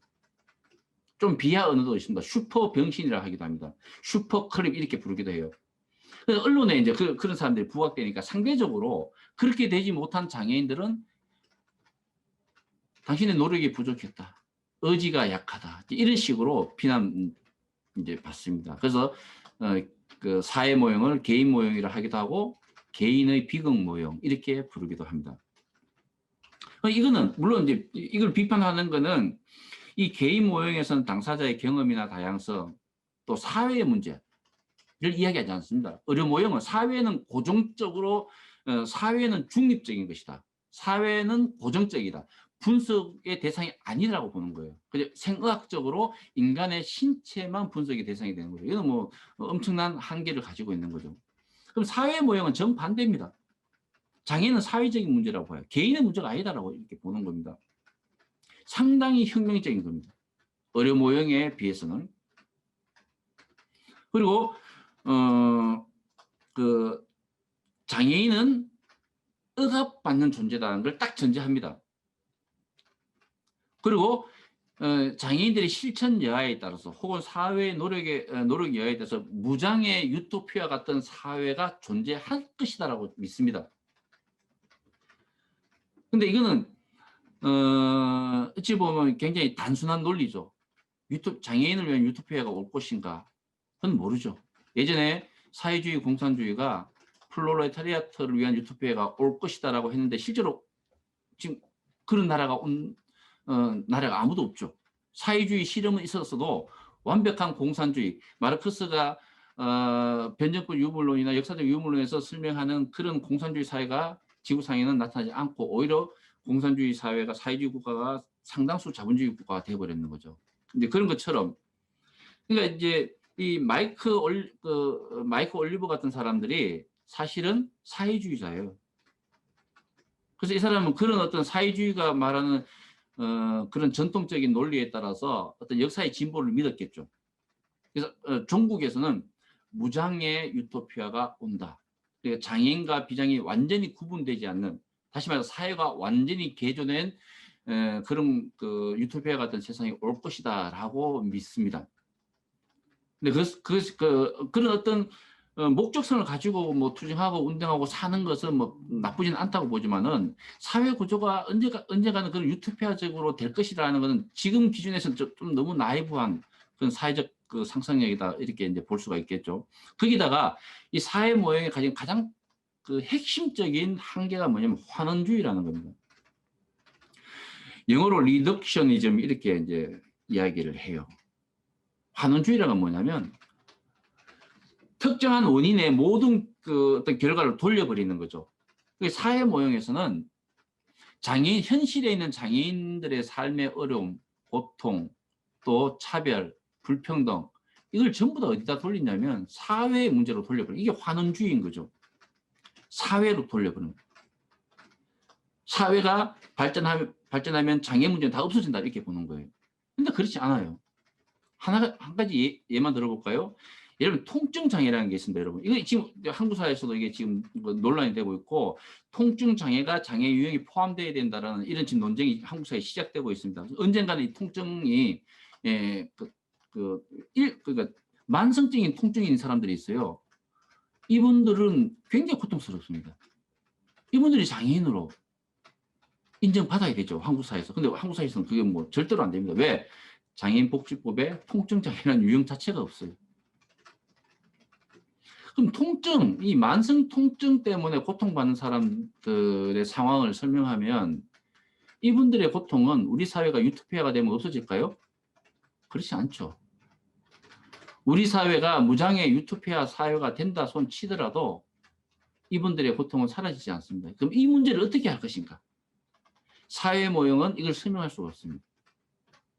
그러니까 개인이 겪는 어떤 고통의 문제, 사회가 어떤 사회든 간에 개인이 당하는 이 통증 같은 이 실체가 있고 물질성이 있는 이런 어떤 장애인들의 어떤 고통, 이 정신적 고통이 아니에요. 그냥 어떤 실체가 있는 고통입니다. 이런 고통은 사회 모형의 논리로는 해결할 수가 없습니다. 그리고 어떤 사람들은 예를 들어서 걷고 싶은 사람들이 있을 수가 있습니다. 휠체어 타는 장애인들 중에 난 걷고 싶다. 난 휠체어 타고 다니기 싫어. 난 호모 에렉투스처럼 그냥 걸어 다닐래. 그래서 로봇 다리를 하는 게 좋아. 라고 어떤 장애인들이 생각한다고 치면 그분들을 사회 모형 관점에서는 그분들은 정말 그 장애인을 배반한 사람이에요. 사회를 개조하고 휠체어가 더 다닐 수 있는 그 세상을 우리가 만들어야 되는데 저 사람은 그냥 비장애인처럼 자기 정체성을 버리고 걸어 다니고 싶어 하는 사람이다. 우리 사람 아니다. 이렇게 비난할 수가 있습니다. 근데 그 사람의 어떤 그 욕망에 대해서 누가 손가락질을 할 수 있겠습니까? 그렇게 인간적으로 그렇게 할 수 없는 거잖아요. 그런 사람의 욕구나 욕망도 존중받아야 됩니다.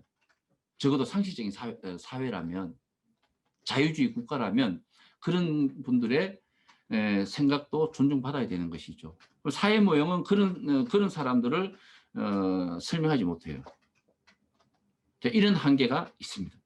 그래서 사회 모형은 완결된 구조라기보다 어떤 안티테제로 만들어졌다. 그러니까 어려 모형이라는 이 기독권 시스템에 도전하고 장애를 새롭게 설명하고 장애 운동의 어떤 그 실천적 무기를 쥐어주기 위한 그런 의미로 이제 사회 모형이 태동했다라고 다시 한번 강조를 드립니다. 그래서 이제 새로운 모형들이 나옵니다. 가장 대표적인 게 소수자 모형이에요.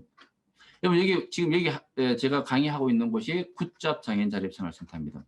아니죠. 여기는 제가 용어를 잘못 불렀습니다. 굿잡 자립생활센터입니다. 이 자립생활 운동, 우리 1972년도 에드 로버츠가 만든 버클리 장애인 자립생활센터 다 아실 겁니다.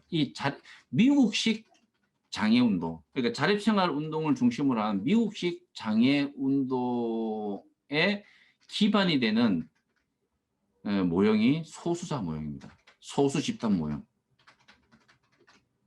이거는 자립생활이나 뭐 반전문가주의, 탈시설, 정상화 이런 걸 굉장히 강조합니다. 그리고 차별금지법을 만들어야 된다라고 이야기합니다. 왜냐하면 이 차별금지법하고 소수자 모형하고 무슨 어떤 의미가 있느냐. 미국의 차별금지법이 90년대에 만들어진 것은 많은 분들이 아십니다. 왜 만들어졌겠습니까? 미국에서. 왜 차별금지법이 만들어졌어요? 장애차별금지법이 있는 나라가 소수입니다. 유럽의 인권 선진국 대부분 국가에서는 장애차별금지법이 없어요. 물론 영국 같은 나라는 있습니다만 왜 유럽의 선진국들이 장애차별금지법이 없을까요? 거기는 사회적 차별금지법이 있습니다. 여성이든 아동이든 노인이든 아니면 외국 이주민이든 아니면 피부색이 다른 사람이든 아니면 성적 지향이 다른 사람들이든 이런 사람들 모두의 인권을, 이 소수자들의 인권을 전반적으로 보호하는 사회적 차별금지법이 이미 있어요. 미국은 64년도에 그런 비슷한 법이 있었는데 거기에 장애가 포함이 안 돼 있었습니다. 64년도 미국 시민권법에 장애가 포함이 안 됐어요. 그래서 별도의 장애차별금지법을 만들었습니다. 다시 말하면 미국의 사회적 차별금지법은 반쪽짜리 인권법이었기 때문에 장애인들이 자신들만을 위한 별도로 차별금지법을 만들어 달라고 해서 90년도에 성공한 거죠. 그럼 유럽의 대부분 국가에서는 이미 장애인을 비롯한 사회적 소수자들에 대한 차별을 금지하는 법률이 있습니다. 그러니까 장애차별금지법을 별도로 만들 필요 없죠. 우리나라는 왜 2007년도에 장애차별금지법이 만들어졌겠습니까? 우리나라에는 사회적 차별금지법조차도 없어요. 그러니까 장애차별금지법 만들고 지금 이제 문재인 정부 들어서 이제 사회적 차별금지법 논의가 지금 한참 진행되고 있습니다. 우리나라는 어찌 보면 거꾸로 가고 있는 거꾸로. 그래서 이제 근데 그 미국의 장애인들은 차별금지법에 포함되지 않기 때문에 의미 있는 정치적, 사회적 의미를 가진 소수자 집단들을 인정을 못 받은 거예요. 그래서 소수자 집단 모양, 우리도 여성과 같은 소수자다, 우리도 동성애자와 같은 소수자다, 우리도 흑인과 같은 소수자다라고 미국의 장애운동가들, 특히 자립생활 운동가들이 요구를 하면서 이 사람들의 투쟁의 결과로 90년도에 장애차별금지법 만들어집니다. 그래서 그 장애차별금지법을 만드는 근간에는 소수자 모형이 작동을 했다는 거예요. 뭐 다르게 이제 설명하는 분들도 있죠. 있지만은 크게 보면 이제 어떤 장애인을 소수자로서 자기 정체화하면서 자립생활 운동, 또 당사자주의 이런 것들이 그 미국 장애인들의 어떤 모토가 되고 그 힘으로 장애차별금지법을 만들었다 이렇게 볼 수가 있습니다. 그럼 이 소수자 집단 모형에서 좀 이게 한계가 뭐고 또 주요 이제 비판이 뭐냐면 셀프 애드보커시 그러니까 자기 권익 옹호에 지나치게 의존한다는 거예요. 그래서 미국 자립생활 운동이 많이 비판받는 지점 중에 하나가 발달 장애인들을 포함시키지 않는다는 거예요. 이게 미국 자립생활 운동이 요즘은 안 그렇습니다만은 뭐 아주 한 10년, 20년 전까지만 하더라도 예를 들면 발달 장애인들은 자립생활 운동할 수 없다라고 이렇게 주장하는 사람들이 많았습니다. 왜냐하면 발달 장애인들은 자기 선택과 자기 결정에 제약을 가지기 때문에 저분들이 신체 장애인들과 같은 자립생활 운동을 하기는 어렵다라고 이렇게 주장을 많이 했어요. 그래서 자기 권익 옹호, 그러니까 신체 장애인들 같은 자기 권익 운동을 하기가 어렵다라고 이렇게 주장하는 그런 자립생활 운동가들도 있었습니다. 그래서 그런 이제 그 신체 장애인이 아닌 이제 그 정신적 장애인들을 이제 포함시키지 못하는 그런 이제 제약이 있다라고 이제 비판을 받는 거죠. 그리고 또 미국은 그 어떤 손상과 장애를 그렇게 미국 장애인들은 철저하게 구분하지 않습니다. 근데 이거는 사회 모형의 관점에서 보면 굉장히 불철저한 운동의 관점이지만은 지금 현재 관점에서 보면 미국 장애 운동들의 이 관점, 그러니까 손상과 장애를 영국의 유파에서처럼 명확하게 구분하지 않음으로 해서 오늘날 미국의 장애학이 영국의 장애학보다 훨씬 더 다양하고 발전했습니다. 그러니까 영국의 장애학은 이 사회 모형의 틀에 갇혀서 영국의 장애학 논문을 보면 서론만 보면 결론이 뭐가 날지 뻔합니다. 왜? 사회 모형이니까. 서론 부분에 장애인들의 교육 문제가 이렇게 나오면 결론이 교육 당국의 문제, 영국 사회의 문제 항상 그렇게 나와요. 장애인들의 노동 문제 서론에 나오면 결론은 반드시 영국의 그 노동 시스템의 문제, 노동 구조의 문제 이런 걸로 결론이 나요. 그러니까 환원주의라는 게 그런 거죠. 결론이 뻔하게 나와 있습니다. 사회가 문제다. 이렇게 항상 결론이 나니까 이게 어떤 논문으로서 이론으로서는 한계가 굉장히 심각한 것이죠. 근데 미국의 장애학 논문은 정말 다양합니다. 문화인류학도 그 안에 있고요. 미시사회학적 논리도 그 안에 많이 있고 심지어 이제 의학적, 재활적 그 어떤 논리도 미국 장애학에는 많이 들어와 있습니다. 또 그리고 페미니즘 이론도 많이 들어와 있고요.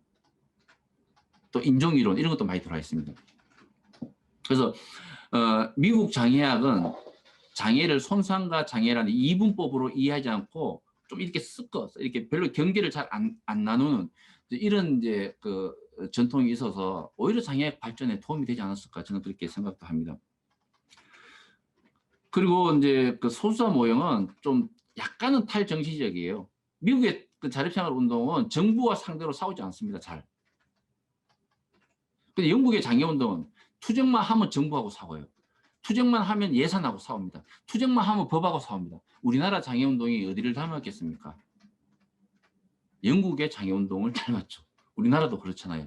그래서 우리나라 장애운동의 기본 틀은 소수자 모형은 아니다라고 이렇게 볼 수가 있습니다.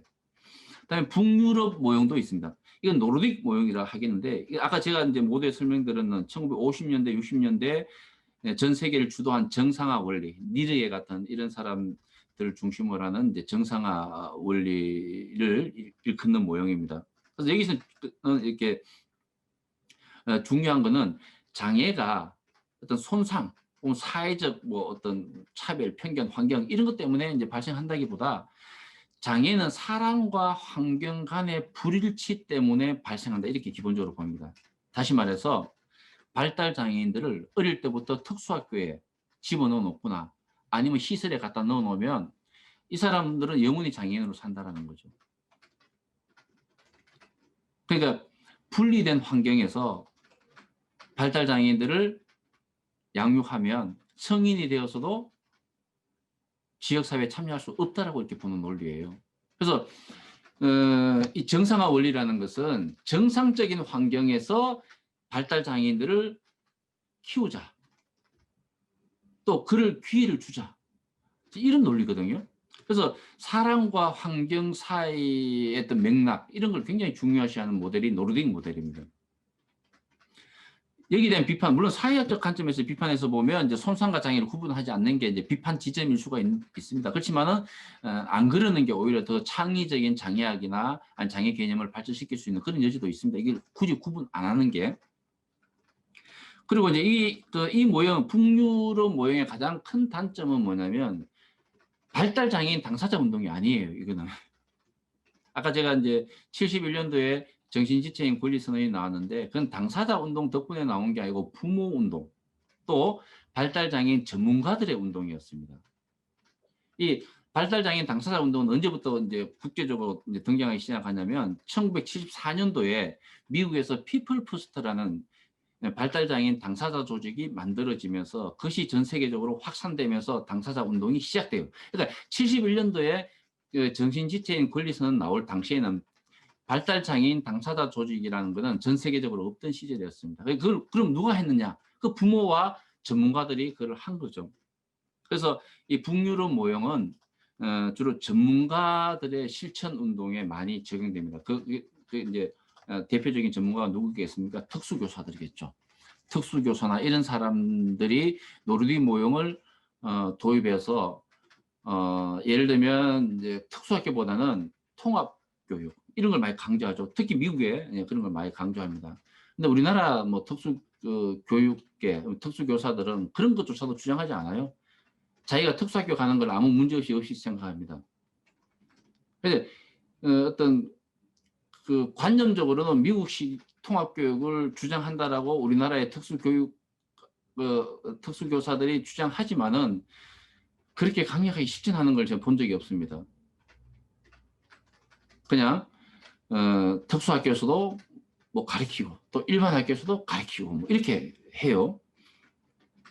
그래서 그런 어떤 특수교사 이런 전문가들한테 북유럽 모형은 굉장히 많은 이제 그 영감을 준 건데 당사자주의의 입장에서는 전문가주의라는 거죠. 그죠? 사회 모형의 관점에서는 이것이 전문가주의다. 이제 이런 비판을 받기도 합니다. 자, 다른 모형을 한번 볼까요? 다음에 인권 모형입니다. 이 인권 모형은 인권이라는 개념은 이제 모든 모형에 다 관통하는 거예요. 예를 노르딕 그 모형에서 발달 장애인의 인권 문제가 거기에 뭐 주요 컨텐츠가 아니겠습니까? 당연히 포함됩니다.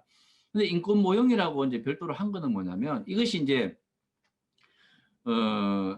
사회복지 실천 이런 곳에 많이 사용돼요. 이 인권 모형. 장애인들의 인권을 보호해야 된다. 이런 관점. 그러니까 이 전문가들, 사회복지 전문가들, 실천가들의 이제 자기 정당화의 그 키워드 중에 하나가 우리가 장애인들의 인권을 보호하는 존재다. 이제 이런 내용들이 있습니다. 그때 이제 이 사회복지 실천에서 이 인권 모형이 많이 사용됩니다. 물론 이게 이런 것조차도 못 가는 사회복지 실천가들도 많죠. 또 이 인권 모형에서는 장애인은 인간 조건에 내재했다. 이 말이 뭐냐면 아까 제가 말씀드렸듯이 사람은 사실 누구나 일정하게는 장애인이에요. 왜? 신체나 정신의 손상을 다 가지고 있기 때문에. 그래서 이제 그 누구나 인간이면 누구나 그 속에 손상을 가지고 있기 때문에 모두가 장애인이라고 이렇게 부를 수 있는 거죠. 이걸 좀 사회학적으로 좀 어려운 말로 하면 장애는 인간 삶의 구성적 일부다 이렇게 보는 거예요. 구성적 일부. 그러니까 인간 삶을 구성함에 있어서 장애라는 요소가 없을 수가 없다는 거예요. 모든 인간들은. 예를 들면 어린아이 보세요. 어린아이들 돌이 지나지 않은 어린아이들은 말도 못하죠. 언어 장애인이죠. 그리고 지적 능력이 없습니다. 막 완벽한 백치입니다. 그러면 그 아이들은 지적 장애인인 거죠. 또 키가 작으니까 저신장 장애인이고 걷지가 못하니까 지체 장애인이고. 그러니까 어린아이라는 존재는 모든 장애의 백화점이라 볼 수 있는 거죠. 그러다가 큰 사고나 질병이 없으면 인간의 그 인생의 중반쯤은 비장애인으로 살다가 인생의 말년이 되면 또 장애인의 상태로 간다는 거죠. 노인이죠. 인지적으로도 장애인의 상태가 되고 신체적으로도 장애인 상태가 됩니다. 따라서 장애는 인간 삶의 구성적 일부다라고 이렇게 보는 거죠. 그래서 장애인의 문제는 모든 인간의 문제로 봐야 되고 모든 인간의 인권의 관점에서 봐야 된다라는 것이 이제 인권 모형이 주장하는 바죠. 자, 여기도 한계가 있습니다. 이거는 이 인권이라는 개념 자체가 서구식 개념이라는 거죠. 다시 말하면 좀 먹고 살만한 나라에서 인권이라도 이야기한다는 거예요. 그러면 세상은 그냥 잘 사는 나라밖에 없습니까? 아프리카나 동남아처럼 혹은 남미처럼 인권의 인자도 못 보낸 나라가 있습니다. 그런 나라에서는 생존이 문제가 된 나라가 있어요. 인권은 고사하고. 그러니까 인권을 어느 정도 침해당하더라도 예를 들어서 아프리카의 어떤 나라에서 이 장애인들의 인권을 어느 정도 침해시키더라도 시설이라도 만들어. 그 나라에서는 장애인들을 위해서 시설을 만들어줘서 그 장애인들을 굶어 죽지 않고 그 학대받지 않는 그런 공간을 만드는 게 진보일 수도 있습니다. 우리나라 같은 정도 된 나라는 그 반대죠. 시설 그 자체가 인권을 침해하는 공간이잖아요. 그래서 우리는 탈시설 이야기하잖아요. 근데 아프리카의 어떤 나라에서는 시설이 그 나라에서 가장 진보적인 조치일 수도 있습니다. 인권 이전의 생존이니까요. 그래서 이게 인권 모형은 전 세계에 똑같이 적용될 수 없고 주로 선진국에만 적용될 수 있는 모형이다. 그래서 한계가 있다라고 이렇게 보는 거죠. 또 인권 운동에서는 수행 행위자가 아닌 사람들을 주변에 지키는데 이 말이 뭐냐면 에이전트, 굉장히 중요한 개념입니다. 에이전트는 스스로 주체적인 어떤 의식을 가지고 있는 주체예요. 인간 주체예요. 우리 노무현 대통령이 늘 많이 강조했던 깨어난 시민들의 조직된 힘 이렇게 이야기하잖아요. 그럼 깨어난 시민 할 때 그 깨어난 시민이 에이전트인 거예요. 그냥 시민이 아니에요. 그냥 수동적인 시민이 아니고 뭔가 주체성을 가지고 사회 변화에 대한 주체성을 가지고 있는 혹은 자기 변화에 대한 주체성을 가지고 있는 적극적인 능동적인 인간의 행동을 수행 행위라고. 이건 사회적 개념 용어예요. 그 번역이 잘 된가는 모르겠지만 하여튼 에이전트가 그렇습니다. 그런 행위를 에이전시라 그러고 그런 행위를 하는 사람들을 에이전트라 그렇게 부릅니다. 이런 에이전트한테만 어울린다는 거죠. 그래서 인권이 뭔지도 모르고 먹고 살기 바빠서 인권을 침해당하더라도 바락바락 먹고 살아야 되는 그런 장애인이나 일반적인 시민, 그러니까 수행 행위성이 없는 사람들, 이런 사람들한테는 이게 적용이 안 된다라는 거예요. 자, 이런 비판이 있습니다. 다음에 생물 그 심리 사회 모형은 뭐냐면 장애는 손상 활동 참여를 모두 아우르는 우산 용어다. 자, 우산, 엄브렐라 텀 이런 용어를 씁니다. 우산이라는 게 뭡니까? 그 우산은 그 우산에 살들이 쫙 있죠. 그래서 우산 용어라는 거는 포괄 용어, 여러 가지 어떤 개념을 아우르는 개념이라고. 그걸 이제 엄브렐라라고 그래요. 엄브렐라 오르가니제이션 이런 표현도 씁니다. 우산 조직. 예를 들면 DPI 같은 국제 장애 조직을 이제 우산 조직이라 그래요. 그 우산이라는 표현은 포괄적인 모든 것을 담는 뭐 이런 의미로 이제 사용됩니다. 그래서 개인과 환경 사이의 상호작용이다 이렇게 보는 거예요. 이거는 뭡니까? 우리가 앞에서 공부했는 ICF, 2001년도에 나오는 WHO가 만든 ICF의 장애 개념이라든가 UNCRPD의 장애 개념은 바로 생물 심리 사회 모형. 그냥 제 식으로 말하면 짬뽕 모형이죠. 의료 모형의 일부도 넣고 사회 모형도 일부를 넣고 그걸 조정하고 타협한 그 결과, 그러니까 주로 유엔 기구 같은 국제 기구에서 이제 이런 개념을 이제 사용하죠. 이것도 물론 비판받는 게 양쪽에서 다 비판받죠. 의료계에서도 비판받지만은 이제 그 장애 운동계에서도 이제 비판받습니다.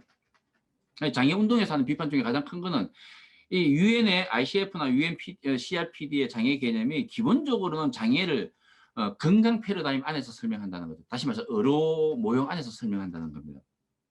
그리고 보편적인 장애 개념이 어떻게 존재할 수 있느냐라고 이렇게 되묻죠. 아까 말씀드렸지만 나라에 따라서, 역사에 따라서, 또 사회 환경에 따라서 장애는 다르게 정의되는 건데 유엔 너들이 전 세계를 대표한다는 국가가 장애는 이런 것이야라고 제시할 수 있느냐라고 이렇게 의문을 제기하기도 합니다. 자, 다음에 두 가지. 미국에서 발전하고 있는 모형입니다. 문화 모형입니다. 장애는 자연적 상태가 아니라는 거예요. 그 의료 모형하고는 완벽하게 다릅니다. 그렇다고 해서 이게 사회 모형도 아닙니다. 자연적 상태가 아니라 문화에 따라 다양하답니다. 사회 모형은 사회의 환경을 가지고 장애를 설명하는 모형이기 때문에 약간의 뭐라고 해야 되나 결정론적, 그러니까 아까 말한 환원론적이에요. 모든 걸 사회에 탓을 돌리는 거죠. 사회 결정론이다 이렇게 이야기하기도 하고 사회 환원론이다 이렇게 이제 이야기를 합니다. 근데 문화 모형은 문화에 따라서 다 다르게 정의된다라는 거예요. 예를 들어 장애는 신의 벌인가 신의 선물인가 이런 주장을 하는 거죠. 어떤 사람들은 장애가 그 기프트라 그러면 신의 선물이라 이렇게 주장하는 사람들도 있어요. 또 신의 재앙이다 이렇게 생각할 수도 있고요. 그리고 문화에 따라 장애가 다 다르다는 거죠. 예를 들면 간질 같은 거 있죠. 미국의 문화인류학자들이 연구를 해본 결과로는 간질이 있는 사람들이 아프리카의 전통 부족에서는 굉장히 대우를 받고 산대요. 왜냐하면 이 간질이 있는 사람들이 그 사회에서 뭐를 하냐면 무당을 한대요. 무당. 이 무당이라는 거는 추장 다음으로 막강한 권력을 가지고 있는 사람이에요. 무당이 그 전통 부족에서 무당은 뭐 전 맞히는 것이 아니라 예를 들어서 전쟁을 하는 것, 또 농사 짓는 것, 또 이런 걸 다 관장하거든요. 심지어 무당이 치료도 합니다. 그래서 간질이 있는 사람들, 우리나라 무당도 마찬가지잖아요. 클라이막스의 순간이 되면 이렇게 신과 그 무당이 접신을 하는 그 상황에 기절을 하고 자기를 놓아버리죠. 그게 이제 간질이 있는 사람들이 그런 거 잘한다는 거예요. 그래서 그 부족은 간질이 있는 아이들은 어릴 때부터 대우를 받고 무당으로 이렇게 키워진다고 해요. 그래서 이 간질은 자본주의 국가에서 명백한 장애지만 우리나라에서도 이제 간질 지금은 내전증이라 그러죠. 장애 유형에 포함되어 있잖아요. 근데 아프리카의 전통 부족에서는 이 사람들이 오히려 대우받고 살더라. 그러면 어떻게 이거를 보편적인 장애 개념을 정의하느냐? 문화에 따라서 장애가 다르게 정의된다는 거예요. 그래서 여기에 대해서도 이제 비판이 있죠. 이 문화 모형은 주로 정치는 그냥 고정적인 걸로 보고 이렇게 판단을 합니다. 이제 어떤 사회 구조라다 이건 무시해 버려요. 사회 구조 자체를 문화로 봐버리니까.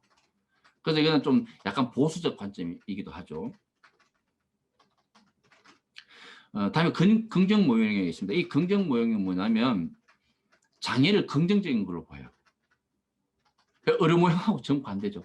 장애는 좋은 것이다 이렇게 보는 겁니다. 그래서 장애 프라이드 이런 말, 디서빌리티 프라이드 운동 이런 게 이제 나타나고 있습니다. 그 정체성을 굉장히 중요했어요. 이런 사람들 이런 이야기를 합니다. 만약에 혁명적인 알약이 나와서 내가 그 알약을 먹어버리면 한순간에 비장애인으로 된다 손 치더라도 나는 장애인으로 살 것이다. 그 알약을 거부할 것이다. 왜? 이게 내 정체성이다. 이런 이야기를 하시는 분들 많아요. 이런 분들 주로 장애 문화 운동을 하는 분들입니다. 그래서 미국의 장애 운동에 현재 2020년 현재 미국 장애 운동의 주력은 누구냐면 문화 예술 운동하는 사람들이에요. 굉장히 급진적입니다. 그러니까 이 사람들은 정체성에 대한 자기 정체성에 대한 강한 그 지지를 가지고 있습니다. 그래서 심지어 비장애인 싫다, 장애인이 오히려 좋다 이렇게 주장하죠. 그래서 이것도 물론